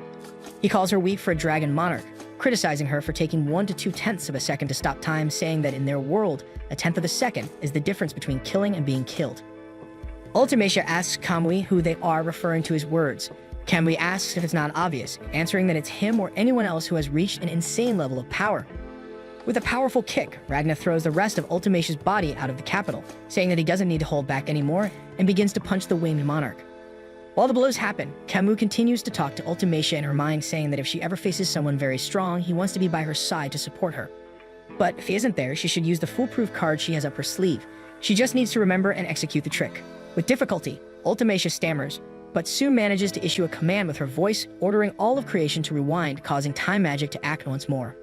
Suddenly, we see Ragna opening his eyes with Slime on his shoulders, hearing an announcement from the authorities of the capital about exterminating the invaders from his homeland, restoring peace once again to his people. As the authority speaks, the people go into ecstasy, cheering for the people of Lys while watching dead dragons being displayed for the entire population. Slime claims that these stupid humans are getting too excited, and that he could devour this crowd in 60 seconds. Ragna seems confused and realizes that something is wrong, but he doesn't know what it is or how to act to find out. Ultimacia appears beside him, saying that she has already stopped time and that it takes an enormous amount of magic to turn the world back, so she rarely does it. She concludes that he is a very big threat, so it needed to be done. Ragna was such a big threat that she felt death approaching. That said, she informs him that the battle is over, but quickly corrects herself, saying that the battle hasn't even happened yet. She questions how to deal with him and who he really is, that the deep hatred he felt for her was evident, and wonders when she caused this hatred in him. The monarch laments, thinking that she will never know the reason, and concludes that it is in this inner world that Ragna will face his death head-on. Simply raising her arms, she levitates the entire population of the capital, frozen in time, playing with them as if they were dolls. But she asserts that she won't stoop to cruel killing, even if they are people who disdain God. She continues, saying that when Ragna was low on brain matter, he was honorable and fought alongside the people, and asks him who the child he carried on his shoulder was, suggesting that Ragnar and Slime had a friendship as Slime was affectionately seated on Ragna's shoulders. The monarch begins to utter a phrase involving Slime and removing the boy, but before she can finish this threat, Ragna moves a finger of the hand holding his sword, and the sound of the blade startles the monarch, who steps back a few steps. Unbelieving in what she was seeing, Ultimacia wonders how it's possible for Ragna to move, as she didn't feel time turning back. Nebulum appears in his dragon form and delivers a punch that sinks Ragna and Slime into the ground. Nebulum's enraged eyes show his hatred as he repeatedly punches the dragon hunter. Even taking these blows, Ultimacia sees that Ragna is not moving, so she presumed that his movement was just in her head, and she is relieved. She corrects herself, saying that, as a progenitor, she cannot allow such a thing to happen. The monarch approaches Nebulum and asks the dragon to stop his blows, noticing that his arms were covered in various burns. Nebulum's punches and open a hole in the ground, and in that hole she saw a puddle of the purple liquid. She says that the liquid seems to be an acid that dissolves their bodies, and that this seems to be the true nature of the child. She concludes that it will harm them if they accidentally touch the acid. Nebulum is concerned and questions his progenitor, as Ragna was still alive and was a great threat. Ultimacia agrees but rebuts Nebulum, saying that she has tested various abilities in her last fight against Ragna, but he broke through all her defenses and her attacks were ineffective against the hunter. Furthermore, she shows the dragon that even though he has now beaten Ragna without him resisting, no injury was fatal, as if Ragna's body were a powerful silver sword. Even though Ragna wasn't wielding silver, she imagines that he carries the source of this power within his own body. His power is incredibly resistant to magic, and it seems that only a magic with world-destroying power would be effective against him. As they are weakened by the sunlight, Ultimacia asserts that it would be difficult to defeat Ragna in these conditions. Ultimacia contacts Borgias and asks him to deliver a message to King Femid Lys, as she wants the king to unleash light on Ragna. She believes that the offensive function of the barrier will be much more effective than a magical attack. Borgias accepts the mission but warns his progenitor. There is at least one more enemy present besides Ragna. Ultimacia responds that she will deal with him after she deals with Ragna. The progenitor turns to Nebulum, who is visibly shaken by the difficulty of the situation. She motivates him, saying that she will always depend on him, and what is to come will not change that. She asks him to put up a barrier to protect the people in the surrounding area because the range of the light attack may exceed what she can anticipate. Crestfallen, Nebulum understands and withdraws while his leader looks again at Ragna. She feels strange about it, but she knows that she has developed affection for Ragna, even though he's an enemy now, as if it were a diluted version by those of her bloodline. As Ragna killed so many dragons, a monarch feels disloyal for having developed this affection for the hunter, and she promises to forget this feeling when she has killed him.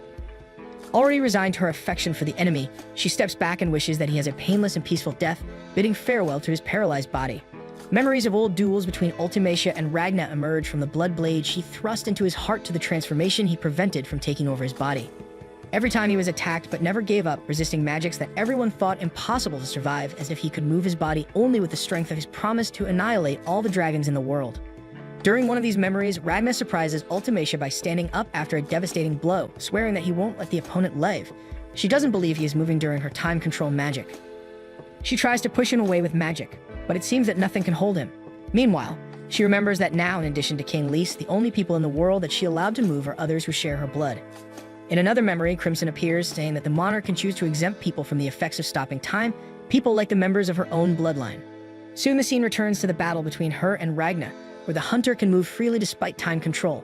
Nebulum tries to protect his leader using the strongest enhanced protective barrier he could invoke, but Ragna easily pierces the defensive magic. Ragna approaches the winged monarch and asks how she can cower with so many deaths at her hands and attacks her with numerous strikes of his conjured sword, cutting Ultimacia into pieces.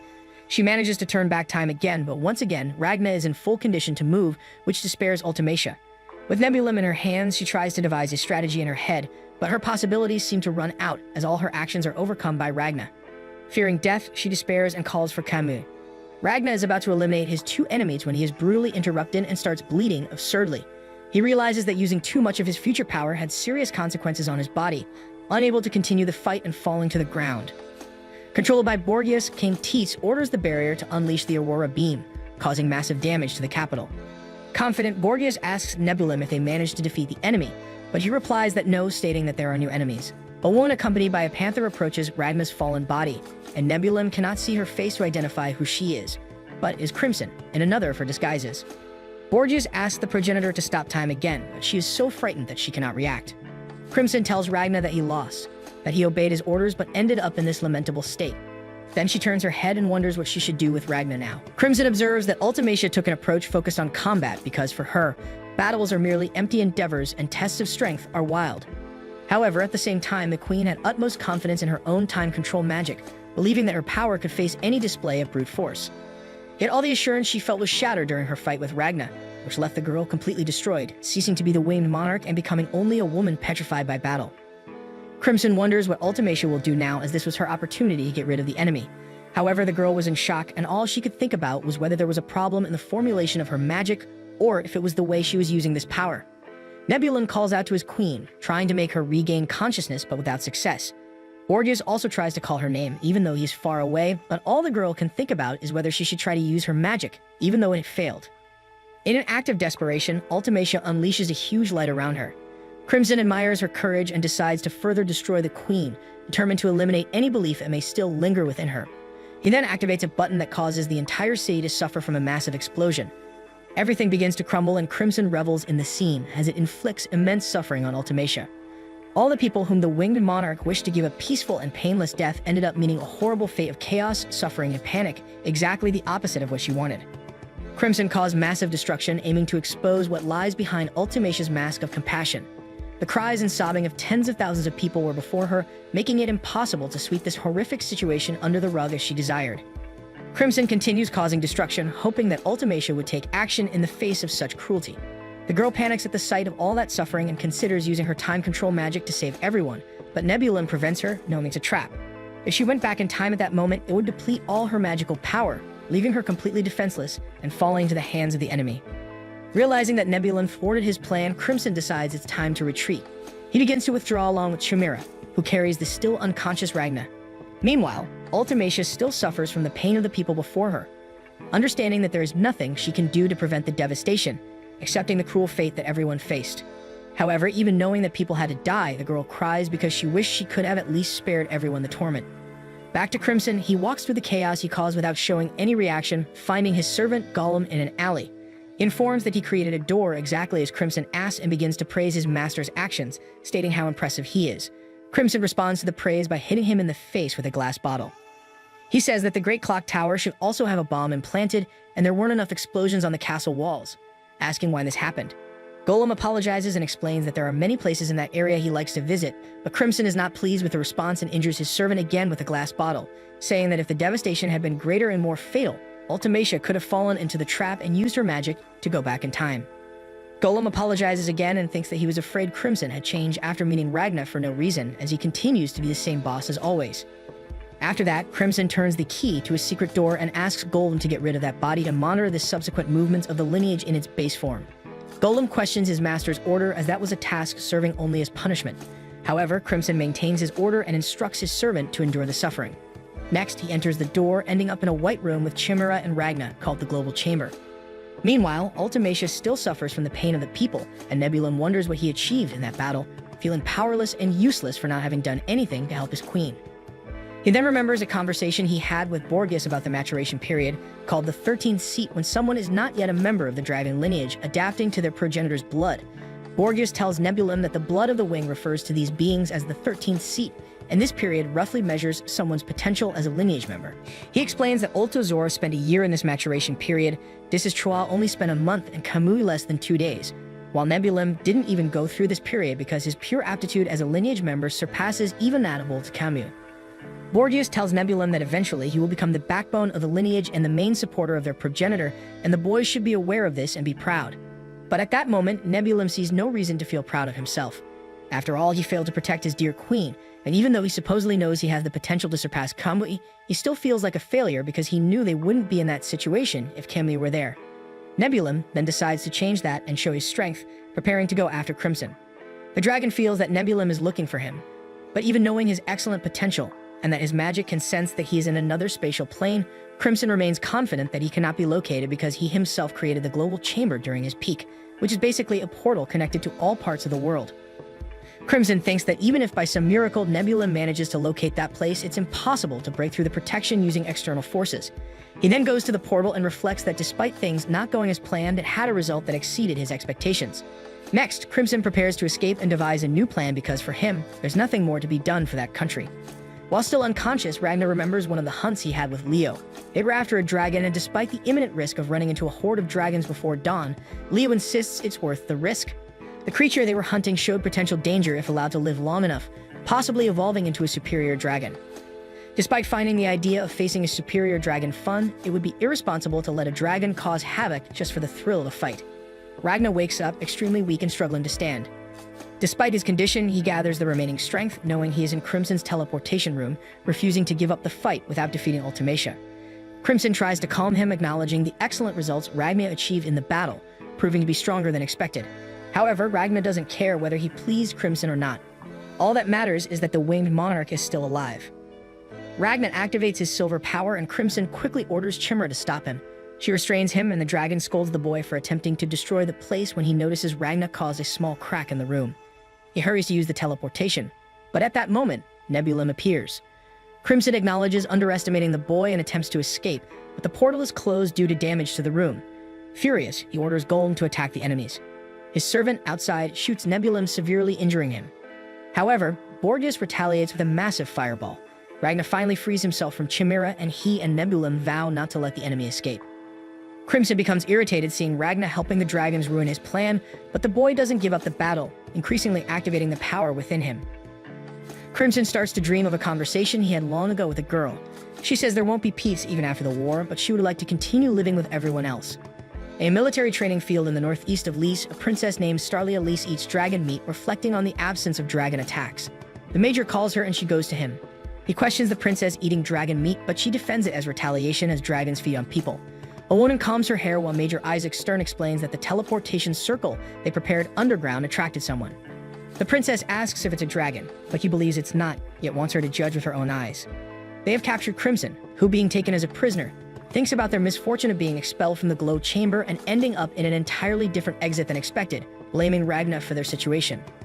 Crimson is taken to where Princess Stalia is. She welcomes him and asks for a detailed explanation of what happened from one of her men Fu. He reports drawing the magic circle, and two guys appeared suddenly. Despite this, there was no damage to the circle and their mission was unaffected. The princess finds humor in the situation but realizes someone else appeared with Crimson and asks where that person is. The Major explains he is in critical condition, not able to speak, but they confirm through a blood sample that he is not a dragon. Isaac allowed the boy to receive medical treatment in exchange for Crimson answering all their questions. Stalia decides to deal with Crimson first, asking him to eat a piece of meat as a sign of goodwill. Crimson is taken aback but can't refuse in that situation. After some time, he thanks her for the food and takes a bite of the meat. Later, the princess reveals that it's dragon meat she hunted herself. Crimson immediately vomits the food, thinking about how strange Starlia is. She was born without arms, but her eyes could sense the aura emitted by all things. Thanks to this ability, since infancy, she could move objects freely, controlling them with her power, even without arms. The first time she did it, she moved a set of cutlery, earning her the title of Princess of Cutlery by her people, who believe she's a miracle granted to the world by the sun god. The girl's fame is so widespread that half the world knows about her. At 6, she defeated 3 lower dragons. At 7, she hid her identity to compete in a combat tournament, which she won. By 8, she killed a horde of dragons, including 2 medium ones. However, the princess didn't stop there. At 9, she thwarted a coup attempt by a general, and after turning 10, she used her special abilities to develop silver equipment, quickly becoming a master craftsman. Currently, at 16 years old, she commands the Argentum Corps, a combat unit with equipment she created herself capable of killing even Dornia, a superior dragon. However, Crimson's hatred for Stalia is not related to her strength, but to the fact that she is extremely difficult to deceive. The princess states that she will begin the interrogation and asks Crimson to answer carefully because lies won't fool her. Stalia then asks who he is and how he arrived at that location. Crimson thinks that this is an opportunity to resolve the entire situation since he knows that the Argentum Court is planning to escape the country through the teleportation circle. They are being pursued by Ulto, Zora, and Terra Tectra, 2 superiors they cannot face, leaving only the option to flee. In this situation, their objective aligns with that of the dragon. The problem is Stalia's starry eyes receptive to aura, which contrary to popular belief doesn't mean silver but all life since all beings produce their own aura. It's challenging to deceive Stalia, who can see changes in aura accompanying the emotions of a being and use this ability to determine the sincerity of people. Crimson thinks that a good way to handle this problem is to include a lot of truth in a small act, though it's quite challenging. It's a way to deceive the princess. He thinks this situation is unfair as he's in it because of Ragna, while the boy sleeps like a baby. Stalia questions Crimson's lack of response, considering whether she should take it into account. He apologizes immediately. The dragon is annoyed with himself for wasting time thinking unnecessarily, but celebrates as Stalia didn't notice his irritation, meaning his plan to deceive her would work. Crimson then reveals his dragon eye to everyone and begins to use his acting talent to deceive the princess's eyes. 7 years ago, we see Princess Steria talking to a lieutenant colonel. The man seems uneasy about the girl's presence and asks what she wants. The princess then says she wants to eliminate him, and that's exactly what she does, with a smile on her face as if it were a child's play. This was the story Crimson learned about her. As this incident was committed publicly, people thought the child was a bit crazy. However, after investigations, it was discovered that the man was an infiltrator from an enemy country preparing a coup. When asked how she knew, Steria simply replied that she only needed to look at a person to know if they should be eliminated. In the present, everyone is surprised by Crimson's dragon eye. Deep down, he knows it was the right choice because these people are familiar with magic. Many humans born or becoming mages have some non-human part in their bodies. In his case, the eye adds credibility to the lie. Faced with a woman capable of sending him to his demise if she suspects anything, there was no other way out of this situation. Crimson introduces himself as Krish Weiss, a mage who hides his identity and works as a pharmacist. When asked about the situation in the capital, he puts on a frightened expression and says everything was going well until there were explosions. While saying this, Crimson controls his emotions, subtly reflecting in his aura, showing that he's afraid and hiding some things. About the capital, he mentions many explosions at once, and she doesn't know the current situation because she was trying to evacuate with an injured companion using teleportation magic. Hiding that the explosions were his fault, Krish says it was when they suddenly found themselves in the magic circle. One of the men questions how the mage learned magic since no one does it alone. The guy suggests she deserted the Sun Sect, but this aligns with Crimson's script. Now is the time to show some uneasiness. He pretends to be concerned, saying he never belonged to that elite. The guy concludes that he is right, commenting that the sect does not tolerate deserters, so it's no surprise he wants to flee to a country outside their influence. With this, the redhead thinks he has imposed his identity since the Sun Sect is the only human faction capable of facing higher-level dragons. This leads him to believe the conclusion of this situation is for them to accept him as an advisor to the group due to his supposed past. However, it won't be that easy.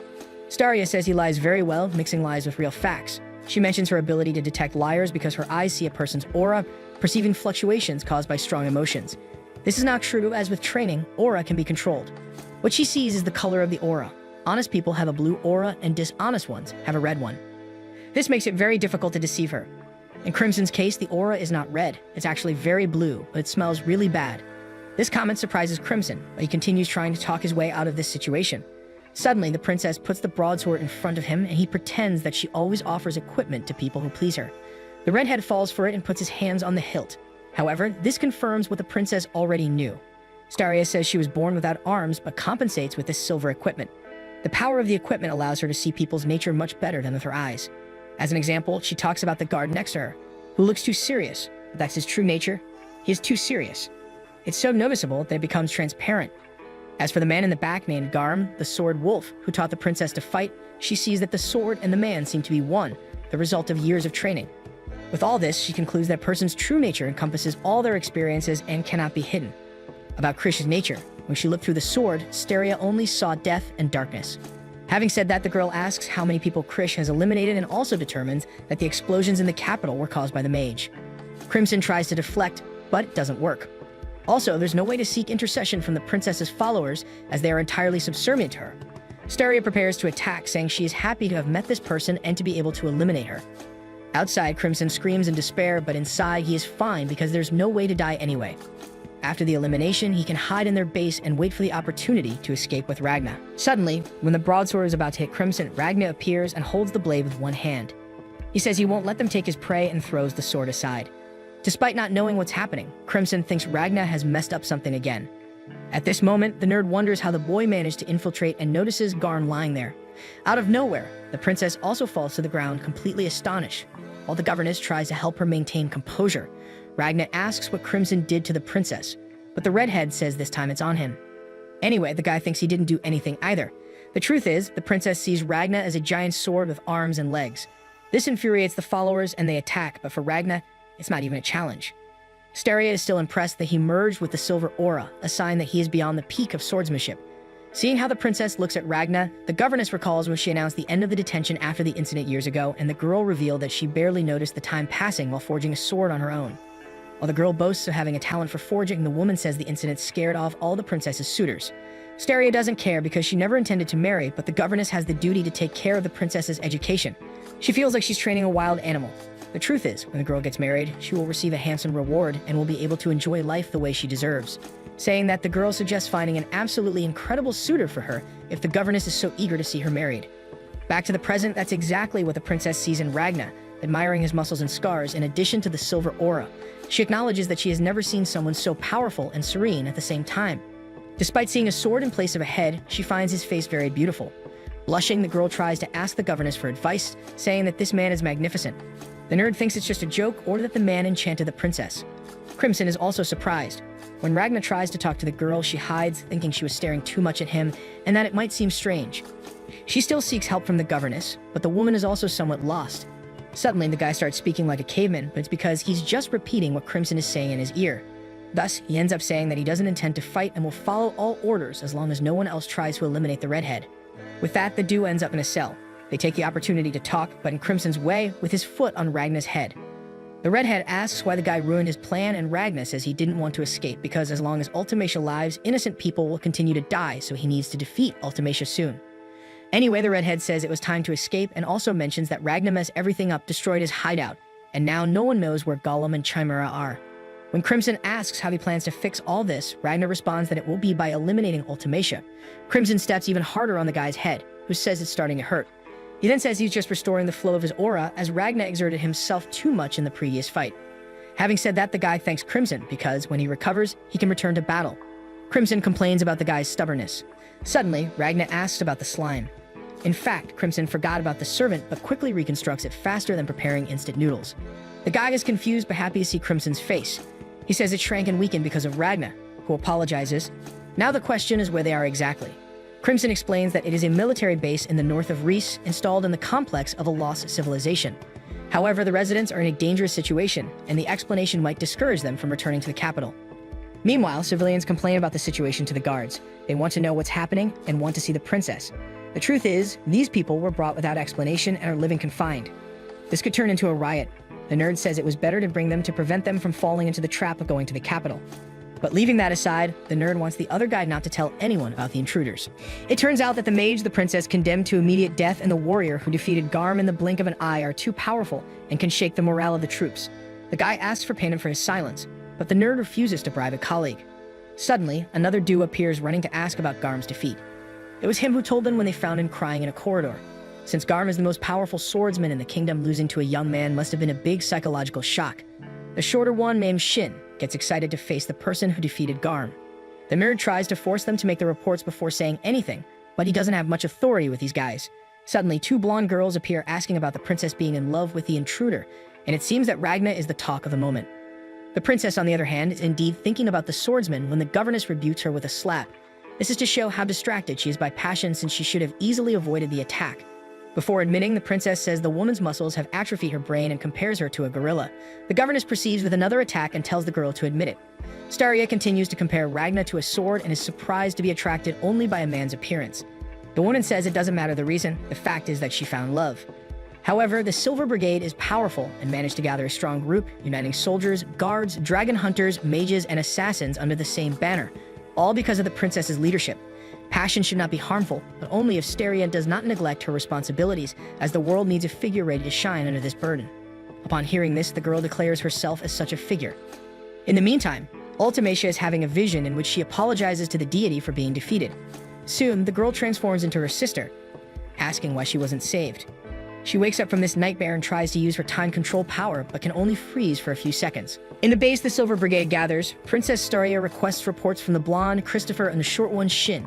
They begin explaining that the dragons are acting strangely. There has been no activity until this morning, but it doesn't seem like they have malicious intentions. They got close to the dragons and noticed that the creatures wouldn't immediately attack if a signal were given. The twins remark that it feels as if the creatures are occupied and resembles a funeral. After careful thought, Staria suggests it's a good opportunity. She believes the dragons don't intend to let them escape, or they would have lifted the siege already. Some problem must have affected the higher-ranking dragons. She asks the girl with bangs, Majorca Abbott, how long it will take for the teleportation circle to be ready. The girl replies that according to Fu, it will take 1 day if everyone works themselves to death, but realistically, it will take 2 days. Upon hearing this, the princess orders them to finish in 1 day without anyone going to the base. She also declares that the country has already lost. On the first night, the capital and 5 more cities fell. No one knows how many citizens were devoured by dragons. The only option now is to escape with the 1,500 citizens gathered in this place despite it being shameful. It's a way to show the dragons they can't always do as they please. She concludes the speech with a motivational phrase. At this moment, the Dew of prisoners arrives, with Crimson sarcastically praising the speech. With the princess mortified, Shin and Christopher confront Ragna, but the nerd tries to downplay the situation. He advises everyone to behave. Assessing the skill level of this group, Ragna concludes that there are people even stronger than Leo in this place. When the nerd asks about the guards of the cell, Crimson says he asked them to let them pass, and they kindly agreed. Getting straight to the point, the redhead says he would like to help with the escape plan. He knows the intention is to use dragon blood as a source of magical energy for teleportation, and despite being a solid plan, it won't work. He explains that the enemy's military power is much greater. Crimson ends by saying he can provide information about the dragons, and better yet, can provide a super weapon capable of taking down superior dragons alone, which is the Reaper Ragna. Furthermore, if they don't cooperate, everyone in this place will probably meet their end. The princess is completely paralyzed by Ragna, leading to a discussion where all brigade members speak at the same time. The tutor finally knocks the girl on the table with a blow, bringing her back to her senses, and she dismisses Crimson's words as nonsense. As she approaches, she leaves a board between the prisoners. Shin loses patience and asks if they should finish off Ragna. He looks behind the wood to try to talk to her, and Staria becomes embarrassed again. Crimson then seizes the opportunity to mention that the Mad Maestro, Ulto Zora's main role is to manage and lead military affairs. His power is chemical synthesis. He can create potent substances that eliminate or hypnotize targets through changes in his own blood. Moreover, Ulto can spread the compounds like a mist, covering a large area. However, these chemicals neutralize instantly in sunlight, and silver can also stop them. Another piece of information is that he can use his ability on his own forces, making them much stronger and maintaining total control through hypnosis. Staria says there is no guarantee that this information is true. Even with her ability, she prefers to be suspicious of Crimson. He then brings Ragna into play, as Crimson is entirely incompatible with the princess, so Ragna has a much better chance of convincing her. In a flashback, the Dew in the cell discusses the situation. Crimson calculates that at least 10,000 dragons will attack the base transported by the Twisted Shadow, and the leaders will be the superior dragons, Ulto Zora and Terra Tectra. The base has only 350 soldiers to protect the 1,500 civilians, meaning no one will survive. To confirm this prediction, Crimson asks if Princess Silverware and her companions were in Ragna's future. Crimson's proposal is for Ragna to forget Ultimacia for now so they can escape the country. Ragna will do what he can to ensure the humans in this base escape the dragons. The decision is Ragna's. In the present, Ragna shows he has already made his decision when he begins talking to the princess. He mentions the insults she directed at Crimson, agreeing with all of them, calling him despicable and worse. Despite everything, the only thing to trust about Crimson is his desire to slay dragons, and that's why they joined forces, to exterminate all dragons. Furthermore, Ragna introduces himself as the world's best dragon hunter and asks to be used by the princess. The princess is taken aback, but her expression reflects the effort she's making not to scream yes in response to the request from the man she has fallen in love with. Finally, she manages to hold back and speak seriously, agreeing to the proposal but making it clear that it's all for strategic purposes and has no sentimental motive behind it. With this scene, Crimson bursts into laughter and then praises Ragna's move despite thinking he went too far with the insults. Steria's followers are unsure if this is the right decision, but the girl is entirely determined. Crimson is excited to finish off these dragons and says he will modify the plan. However, Steria states that Crimson's function will be simply to provide information about the dragons, and she will be the one to plan everything. Crimson says that's a great relief, but advises her to be careful not to leave holes in the plan for him to fill later. Setting that aside, the girl asks if Crimson knows what caused the dragons change an hour ago. The redhead then says it's because they fought the winged monarch in the capital. It's probably causing a commotion, making them run to the capital. In the meantime, Ulta Zora and Terra Tectra attack Bogios to inquire about the current location of the progenitor. We then see Ultimacia being visited by Wolta Kamui, who, with a head in hand, comments that she lost control of time and mentions the unpredictable power gained from another person. Ultimacia asks how he got through Nebulum, and he says Nebulum let him in without any issues. Then he extends the head for her to recognize him as the leader of the warriors who eliminated Troa. Wolta Kamui comments that the man wasn't very strong but had a good end. He wants to reveal the words the warrior said before being eliminated, but Ultimacia isn't interested in the last words of someone who met a cruel fate. Wolta Kamui, who sees no value in anyone, says the man was weak but remained a dragon hunter until the end. Anyway, since she doesn't want to know, he decides to keep it to himself. Suddenly, he grabs a sword and offers it to her, saying he took it from one of the dragon hunters. Ultimacia is startled, while Wolta Kamui mentions that he has to make an effort not to get a numb hand while holding the object. The monarch asks him to remove the sword, but he is so persistent that without realizing it, she takes the object and delivers a strike, leaving a vertical silver mark. He then comments that she is holding the sword. Upon realizing this, Ultimacia feels the chill of the object and immediately lets go. Now Wolta Kamui begins to talk about the reason she can no longer control time, a simple thing. She lost it in her heart. He explains that magic is a way to change the world and requires 3 things: magical power to create change, a process that gives direction to the change, and confidence to control the change after it has occurred. It's a mental block, and he suggests that she probably visualizes the enemy mentally when trying to use the power. The monarch mentions that the enemy could move even when she stopped the world. Wolta Kamui confesses that he doesn't know why the opponent didn't stop, but the reason she can no longer stop the world is that she lost it in her heart. It's basically trauma. Hearing this shocks Ultimacia, who wonders what she must do to regain the use of time control magic. Wolta Kamui then responds that she needs to forget the fear, giving the example of the sword that frightened her but that she suddenly took without hesitation to attack him. At that moment, the monarch forgot about the fear because of the anger she felt. Despite the explanation, she says it's not that easy when it comes to this trauma. Thus, Wolta Kamui tells her to command him to destroy the source of her fear. Ultimacia is silent, while he insists and asks what she wants him to do until she decides not to give that command. She determines that losing the ability is simply her personal failure, so she cannot use her greatest weapon, Wolta Kamui, to regain the power. Now the priority is to destroy this country, so that the world can be shaped according to God's will. This is her only function as the winged progenitor. With this, Wolta Kamui tells her to say what she really wants, which is revenge. The monarch is a bit confused, and suddenly, he puts her in bed and says he will tell her what he really wants first. He says he is furious that someone tried to eliminate his woman while he was away. Ultimacia then takes the sword and hits him again because of the bold comment. Enraged, she continues attacking and says that if he doesn't intend to listen to her, he can go fight. However, he says he wants to fight under her orders. He won't lower himself because she's the progenitor or worship her like a saint. He only sees the monarch as an unbalanced woman whom he follows by his own will, not caring about divinity or loyalty to their lineage. Ultimacia can act however she wants with him, whether furious, childish, or dramatic. He will always endure and remain by her side. As for the progenitor, she doesn't think she can allow that, as she has duties to God and the lineage, besides the people they exterminated. Wolta Kamui takes advantage to say that his interest is in hearing what she wants him to do. The monarch starts crying and ends up asking for their heads as she can't stand this situation anymore. She doesn't find it fair that they are still alive after the suffering they cause. So that's the order. She really speaks like an unbalanced person. Ultikami takes the sword and squeezes it so hard that it breaks, finally saying that her wish is his command. Badu leaves the room to Nebulim's joy. Ulto Zora, already on site with Terra Tectra, receives a hug from the progenitor. She takes the opportunity to ask if Nebulim is okay, still thinking that Ultikami used brutality to get in. While the two argue about what really happened, Nebulim confirms that he let him in without any issues since, in that state of the progenitor, only Ultikami could help. Meanwhile, Ultikami himself remembers the hunter saying that the Reaper would come after him.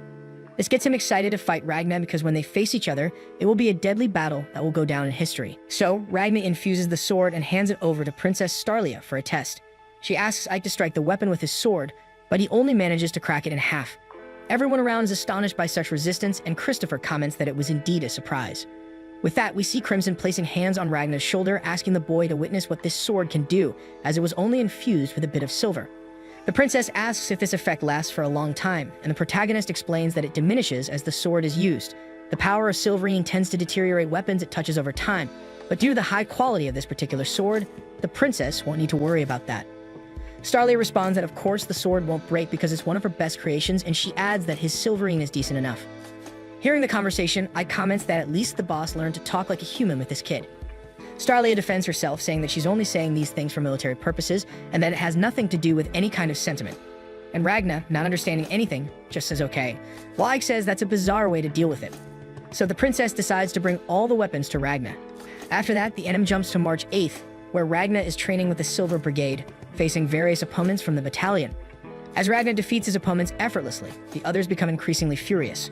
Despite winning without any effort, he questions if it's really worth training with infused weapons, recalling that Crimson once advised him to save half for personal use and the rest for infusing the corporation's weapons.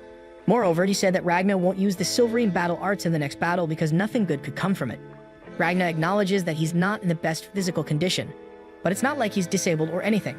Since he has to face numerous dangers alone, why couldn't he use this ability? Speaking of things he doesn't understand, he wonders why all these people are attacking him with such anger when he hasn't done anything to make them nervous. Meanwhile, one of the members of the Princess Cutlery Appreciation Club is in tears, wondering what the commander sees in that stupid boy. Over time, more people become enraged with Ragna, while he just wants to end it quickly and return to his cell. Until Shin Cutlass, the chief swordsman, appears. Full of arrogance, he approaches Ragna, boasting that he's not like those amateur swordsmen. However, he is quickly defeated with a single blow, and a second later, he's lying on the ground like a rotten banana.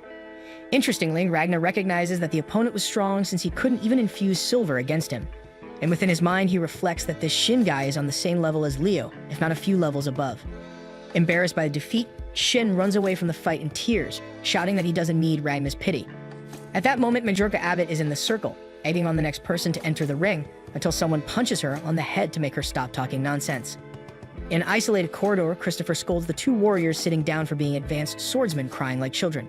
Shin gets annoyed and says he's not crying, but Christopher continues to provoke. So the dual-sworded boy tells the blonde to go into the fight since he's so good. Calmly, he replies that he has already lost and received his silver-infused weapon. After all, powerful warriors need powerful weapons.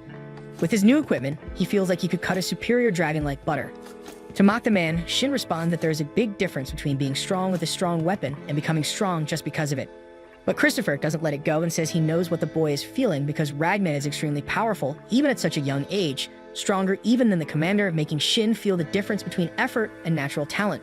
Shin threatens to yell, but Garm Ulban interrupts the discussion and states that Ragna doesn't have natural talent. In fact, it's the opposite. Despite their brief fight, the old man felt that this defeat was Ragna's greatest achievement in training a man without talent, and that this feeling is unmistakable. Then the blonde discovers the reason the old man is sad because he thought it was because the princess had fallen for that boy. The old man, even sadder, recalls that this is painful too. With that, Shin gets up and declares that he's tired of these two old farts crying over spilled milk, so he decides to challenge Ragna again as he doesn't want to be the bystander behind a glorious hero on the battlefield. By nightfall on the same day, the twin sisters Greya and Hesela are questioning Ragna about what he thinks of Miss Leah, and in the background, Shin had just been defeated for the 7th time. Ragna responds that he doesn't have a formed opinion about this woman since he just met her. Still, they keep bothering him, saying that you can still have an opinion about someone even if you've known them for a short time, like finding a person attractive or ugly. For example, Aunt Leah thinks Ragna is handsome. With that, the scene shows that each one has their hand on their holster. Trying to argue, Ragna explains that his face is covered in bandages, so there's no way the princess can know if he's good-looking or not. But he goes further, stating that he's uglier than hitting your own mother, and this fact is making him increasingly worried. With that said, the girls respond that he only speaks the truth under pressure and draw their weapons. Thus, they ask the boy to infuse their bullets with silver. Without paying much attention to the request, Ragnar thinks that the two are the same age as Leo until slime in miniature suddenly appears on his head, asking where that dragon smell is coming from. Ragnar scolds his friend, asking if it's really a good idea for him to appear like this, while the twins think slime is a cute gnome. Later, they ask what his name is, and the boy replies that it's Evil Slime, saying that the twins look more like dragons than humans because of those eyes and teeth. With this, Ragnar realizes instantly that the mood of the girls has changed, and the two invite the innocent Slime to eat some tasty snacks. Slime agrees, but only if it's a snack dragon, and asks to be taken to a snack bar in Onshi, so they fulfill the boy's wish. As everyone moves away, Ragnar feels an uncomfortable sensation that you will never see Slime healthy and in good spirits again. Then the twins take Slime to a dark storage room and close the door, while the boy asks where the dragon is. In response, they tell him that they have no memories of their parents. Their first memories were of being in a freak show in a circus, and they were an attraction known as the Dragon Descendant Twins. The two were treated very poorly by society. Growing up in such a hostile environment, they became emotionally stunted, losing the meaning of humiliation. This means they don't feel anger from Slime's insults, but they chose on their own to get nervous. However, the twins say that they won't kill Slime, but rather play a prank on him. Far away, Master Fu reflects that magical powers are the means to direct the changes they create, and with a trick, he conjures fire into his hands. However, there are other methods to shape the world. He reflects that for those who master the method, there are various ways to manifest a kind of power. For example, superior dragons are masters of the most powerful form of magic, and the blood that runs in their veins is a form of magical expression. Simply by imagining the change they desire, they can conjure the magic they are thinking of, which is why they are powerful, to the point where thaumaturgy tries to imitate them. Magical circles are shaped from the flow of dragon blood. The center of the circle is the heart, and magic circulates through the veins. The more knowledge the magic bearer accumulates, the more powerful they become. This is the call of the thaumaturge. After all this reflection, the scene cuts again to him, frustrated with something, but sitting at a table with several thaumaturges like him. At this table, everyone discusses that their teleportation method is malfunctioning, and each one offers a more foolish solution than the other. Meanwhile, the leader observes his subordinates and laments that their brains have turned into pancakes from working day and night. Therefore, he suggests that everyone use imagination and creativity to overcome the teleportation problem, as recent research has led nowhere. However, one of the subordinates reminds them that the dragons are supposed to arrive tomorrow, so there's a risk that there won't be time to fix the circles. Until Crimson appears at the table and explains that he is there because Fu needs him to solve this little problem they are having. After that, in an isolated field, Ulta Zora comments to Terra Tectra that he didn't understand when a foolish woman claimed she would save him from suffering. Nevertheless, it happened exactly as she said. The fire of hatred burning within him was extinguished. While having these memories of when he was human, he regrets not feeling the emotions that should accompany those memories. The only thing he feels is a deep affection for the Dragon Monarch, who stole everything precious to him. And the most shocking part of all this is that he doesn't even feel ashamed to admit it. So he turns to Terra Tectra, who once was Arnaldo, and asks what he thinks of all this. The other dragon replies that there's one thing that hasn't changed. They are still warriors and comrades in arms. Having said that, he decides to swear never to experience the humiliation of losing his sovereign again, even if it is the Dragon Monarch who stole this human sovereign. Whether man or dragon, that doesn't change his purpose or his way of living. As Terra Tectra speaks, we are going back to the past, where he and Zora discuss the plan. Ulta remembers that there are two things that need to be done: destroy this country and kill Reaper and his friends for daring to attack Tia.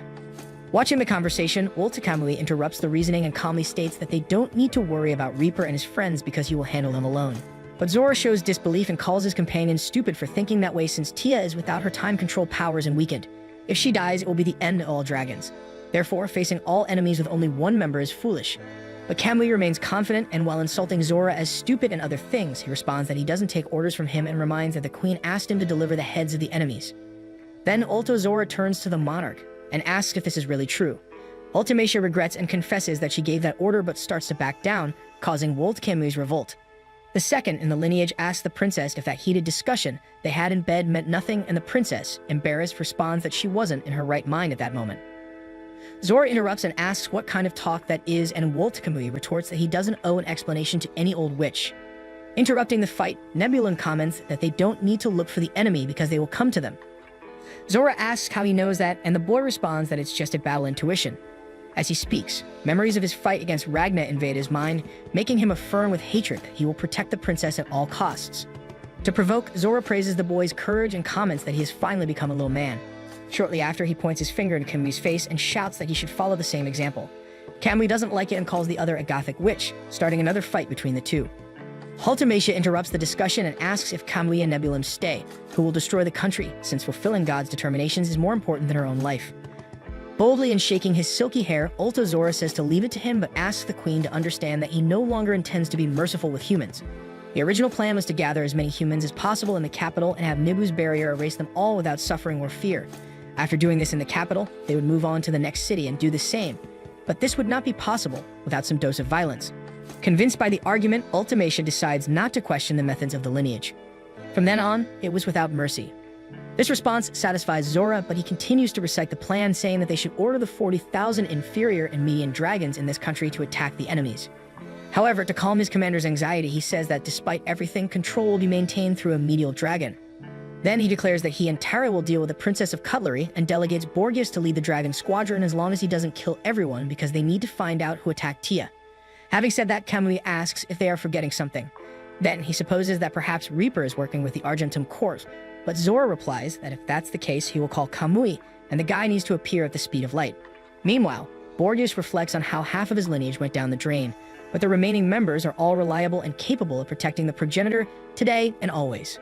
Until Zora turns to Tara and asks him to join the discussion, then the dragon completes that they must see themselves as members of the progenitor's body, and none of these members can be missing under any circumstances for her health.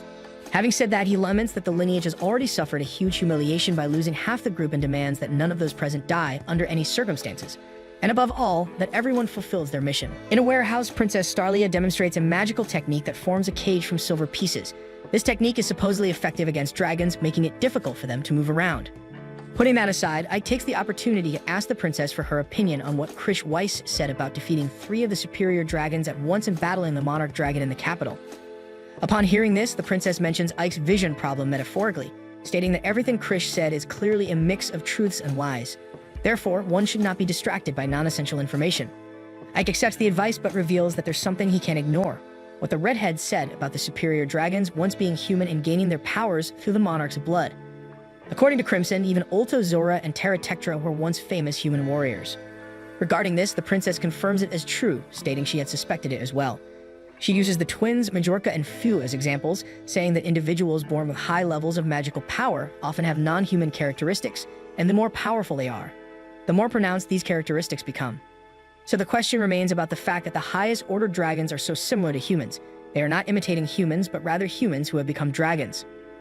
Contemplating this, Ike is apprehensive about the upcoming battle, but Starlia says it's easier to fight when dealing with a different species. After all, humans hunt other animals for food, so they shouldn't worry about this information about the superior dragons. The fact that they were once human only gives more reason for this conflict, so Ike should not hesitate. These are the enemies that must be eliminated for their survival. Meanwhile, Ragna wakes up from a nightmare and asks Crimson what time it is. The redhead replies that it's 3 a.m. on the 9th day. The two then catch up on each other's progress, both doing well in their respective roles, especially Crimson, who believes he helped the magicians significantly with the teleportation circle issue. Leaving that aside, he mentions that Ragna is wondering why he advised against using Silverine battle arts, a silver art. But before answering, he asks if Ragna could defeat Wolt Kemui if they fought right now. With some difficulty, Ragna admits that he couldn't. Crimson is relieved because his partner at least has that much sense. Wolt Kemui is formidable even among the superior dragons, so it's better for Ragna not to confront him at this moment. Moreover, this is the reason for not being able to use Silverine battle arts. The adversaries already know Ragna is a human emitting Silverine from his body, and a common superior dragon wouldn't stand a chance against him. If they discover Ragna's location, Ulto Zora won't hesitate to call Kamui, who will undoubtedly appear instantly. In the current situation, that would be a certain defeat. Therefore, Ragna's only option is to try to save as many people as he can. Meanwhile, Ike descends a ladder and enters a corridor, when he finds Fu acting strangely and asks who the woman is that ended up making this circle much better. Ike thinks it's good. However, Fu feels humiliated because, in their interaction, Crimson proved to be much more intelligent than him without any arrogance. The circle has improved so much that Fu no longer feels like it's his creation. Back in the cell, the twins return the poor, shattered Mr. Slime to Ragna. After going through all this humiliation, the little one becomes quite sad because he lost the pride of being a superior life form above humans and dragons and having gone through all that. Ragna didn't even know Slime had any sense of pride, but Crimson soon arrives in the cell and asks why the guy returned to this place. Ragna says he can only relax in this location. In any case, Crimson confirms whether the guy saved half of the Silverine in his body and tells him to infuse all the remaining in a single weapon for him to use. In this case, he just needs to take a sword from the princess, but must do it as deep as possible underground to avoid drawing attention from the lineage.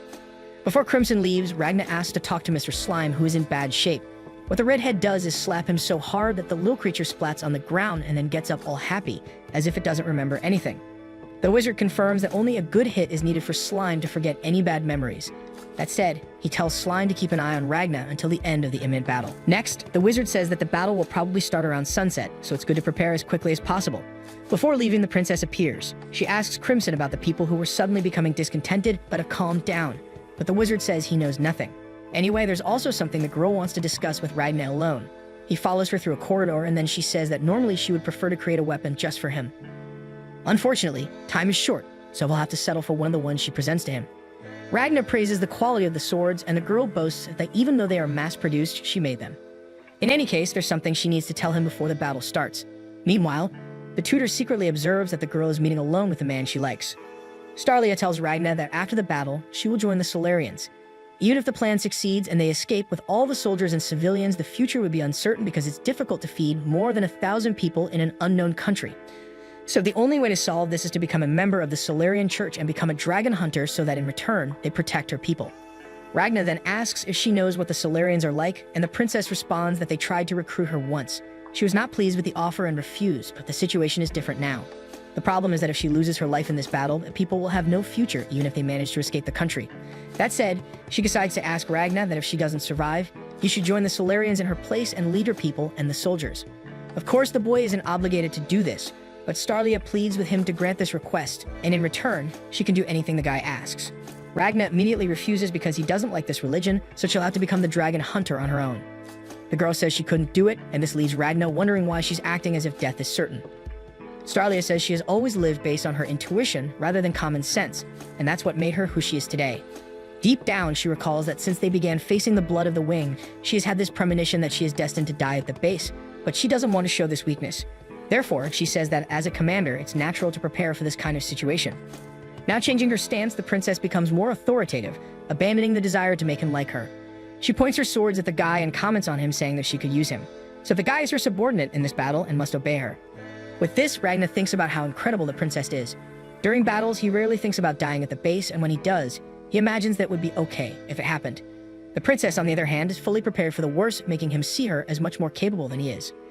And finally, as he always wanted people like her to survive in his place, in response, Ragna uses Silverine's battle arts, putting the rest of his power into the 3 swords, and says that Ulto Zora, Terra Tectra, and the dragon army will perish before his blades. Almost crying, the princess suddenly flies away, leaving Ragna confused. The tutor asks what's happening, and the girl says that her swords are completely unworthy in the face of his effort. With all this, and after the compliments, the girl feels completely humiliated, but this increases her determination not to kick the bucket so soon to still get stronger and forge great swords. When the dragons start to appear, the citizens of the capital wonder why the creatures are coming out of the royal palace, and soon the attack begins. For some reason, the soldiers remain motionless and then start firing at the population. It turns out they are all under the control of Ulto Zora. Even the sword-wielding hunters end up being hit. From the people on the ground, red lines of energy begin to rise to the sphere of the Borgias dragon, which has already started to regenerate its body. Through a vision beyond reach, the progenitor observes the entire massacre with a sad face. She remembers Borgias' request to feed on these humans and that about 500,000 would be enough, but all of this would be so he can give his own life for the progenitor. Besides, Nebulon would take on the role of commanding the beasts, a good opportunity for him to gain experience. Anyway, the ancient dragon knows he won't live for much longer, so this is a chance to use the remainder of his life for the monarch. Moreover, after surviving the madness of the ancient monarch and the destruction of the lineage, Borgias lived only with the desire to see the lineage restored, and this wish was fulfilled by the progenitor. With this, Woltekemui appears totally insensitive and says to let the old man do whatever he wants. He even supports this line of thinking. Back in the present, at the base, the sun is already setting and the Silver Brigade is gearing up for the arrival of the enemies. With a few words from Ulto Zora, tentacles emerge from the ground, and the princess realizes that the barriers she had placed in the earth have been broken. Despite it being a massive attack, she believes the base can withstand it. However, at that moment in the sky, Terra Tectra appears in its dragon form. It begins to descend, and Starlia is on the verge of despair, but she remembers a tip from Crimson to counter this attack. The impact causes minimal damage, while Ulto was certain it would explode the cliff. Through mental communication, Terra Tectra states that it was neutralized just before the collision. We see Ragna standing at the edge of the fissure formed by the collision, and it's revealed that it was the swords emitting the Silverine that halted the attack. They still don't know that this is the Reaper they fear so much, so Ulto refrains from calling Kamui. Terra Tectra asks for the warrior's name, and internally, the warrior reflects on being terrible at talking to people but hating to speak with dragons. Thus, the response is silence. With that, Terra Tectra decides to communicate through violence. In the base, Ike, the guy with glasses, waits for the arrival of the enemies along with the rest of the Silver Brigade behind the bright protective barrier. Instead of dragons coming out of the hole in the wall, humans with zombie-like appearances enter. They explain that they were brought to serve as food for the dragons but managed to escape. The people request shelter and plead with the soldiers not to shoot as they continue to approach. It's at this moment that Ike recalls Crimson talking about Ulto Zora's chemical synthesis power enabling the hypnosis of victims. He tells the others not to lower their weapons, but now the zombies are too close for long-range combat, leaving only close-quarters combat. Nevertheless, the brigade manages to defend well against the zombified foes. Ike is no exception but hesitates when a child zombie appears to attack him. Luckily, Princess Steria shows no mercy and takes out all the advancing invaders. She takes the opportunity to say that they can only save the lives of the civilians they are defending and the soldiers beside each of them. Anyone beyond those mentioned must be eliminated without mercy, or she will have to do it herself. The speech works and the soldiers start attacking fiercely. Steria leaves Ike in charge of the base while she calls the twins, Chris and Tutor Nazarena, to join her in attacking the forest. In the distance, Ulto Zora is impressed with the princess's actions, but he comments that everything is going as planned. He intends to give a lesson on the battlefield, but the lessons will cost the princess her life. Meanwhile, we learn more about the superior dragons, also known as mature lineage members. Talent is usually measured by the maturation time, with faster maturation indicating greater power. The average is 10 to 15 years, and the quickest ones are ready in just 1 year, while Terra Tectra, for example, took 20 years. During the fight against Ragna, we discover that he doesn't have much talent as a lineage member, but he accumulated significant power during his time as a human. Using Silverine-infused swords, Ragna lands several attacks on the enemy. After damaging the armor a bit, the blades get stuck in a crack in Terra Tectra's shoulder. A superior dragon then uses its own flaming blood to counterattack. Ragna acknowledges that the opponent is tough. He used all his power in the last strike, but couldn't cut off the dragon's arm. Terra Tectra praises the human's strength, but Ragna refuses the admiration. Descending near the enemy, he releases one of the swords and takes off the glove from his right hand, determined to defeat this opponent in the next attack. Regardless of what the dragon will do, the boy intends to crush its magic and win, but he needs a high amount of Silverine to do so.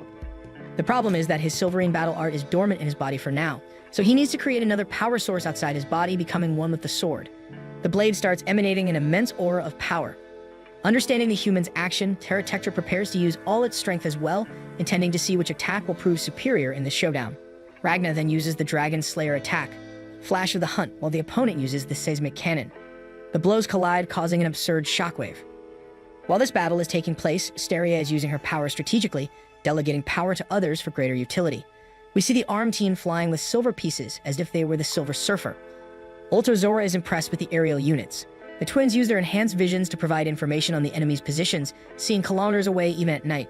The mines report about the horde of about 1,000 dragons surrounding the base and confirm that the total number of enemies is around 10,000, as predicted earlier. Further away is a more destroyed area where Ragna and Terra Tectra are fighting. However, they can't find Ulto Zora.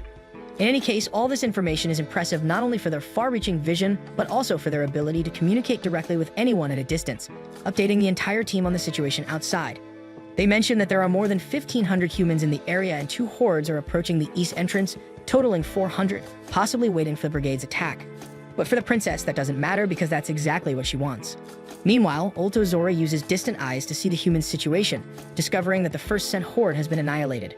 The situation is tense for the soldiers who had to face the zombified humans, but Steria just wants a chance to vent her anger. This is when the impact of the attacks between Terra Tectra and Ragna occurs.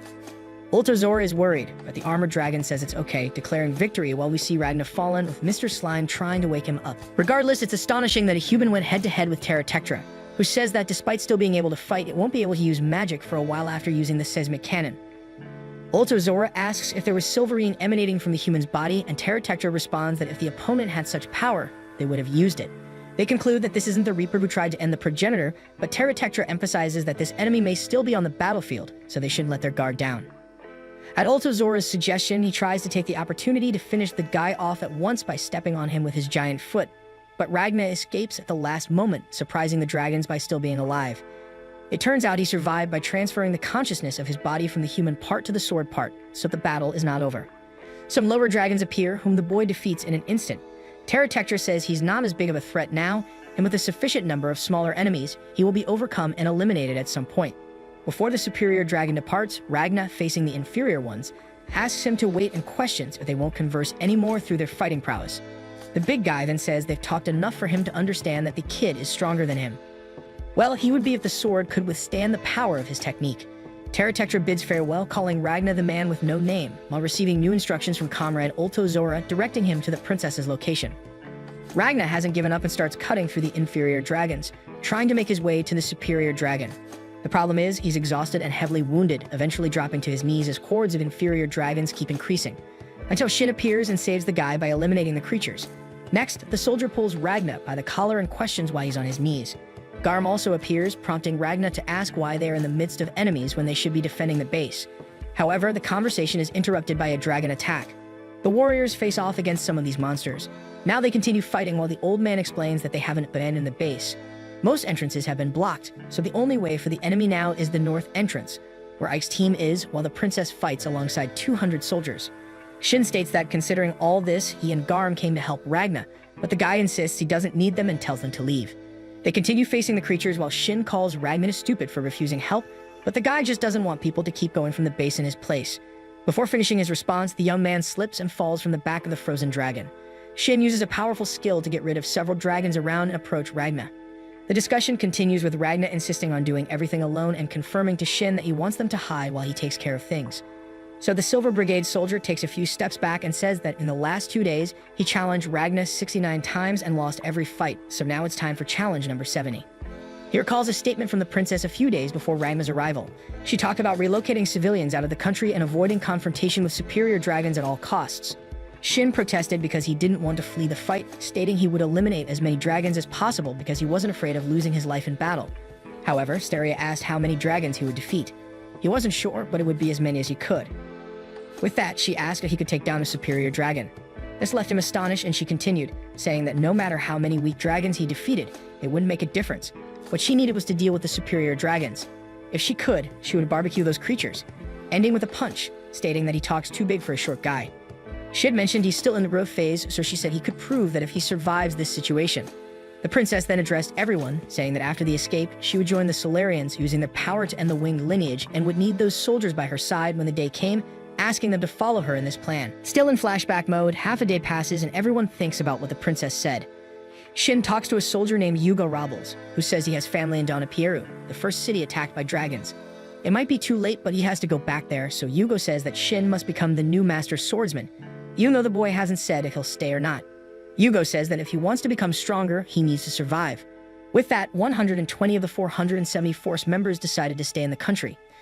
In the present, while fighting with Ragna, Shin wonders if they are still alive and if they managed to protect something. He can't know, and in fact, it doesn't matter because he chose to escape. When a short guy finally surrenders to Ragna, the score changes to 69-1, marking his first victory. Then he pulls the guy by the hair to say that this is their battle, between those who chose to flee to survive and the dragons wanting to exterminate them. No matter how strong this guy is or the reason he fights, he can't just show up later and act like a big hero. Ending the conversation, the old man has already cleared the area around them. He starts boasting about wanting to get stronger, but Mr. Slime draws their attention not to lose focus because the eruption dragon escaped and they need to go after it. So they walk away, with Shin planning to hunt and eliminate the 5th seat of the lineage. Meanwhile, the princess creates a cage of magic barriers, questioning if Ulto Zora thought he would have an advantage in the forest where she can simply turn the forest into her territory. The twin is warned that the ground dragons have retreated and no aerial shooter was lost. On the ground, damages were minimal, and the soldiers remain willing to fight. With this small victory, the magic circle is doing well, mainly because they added a vertical dimension to level everything.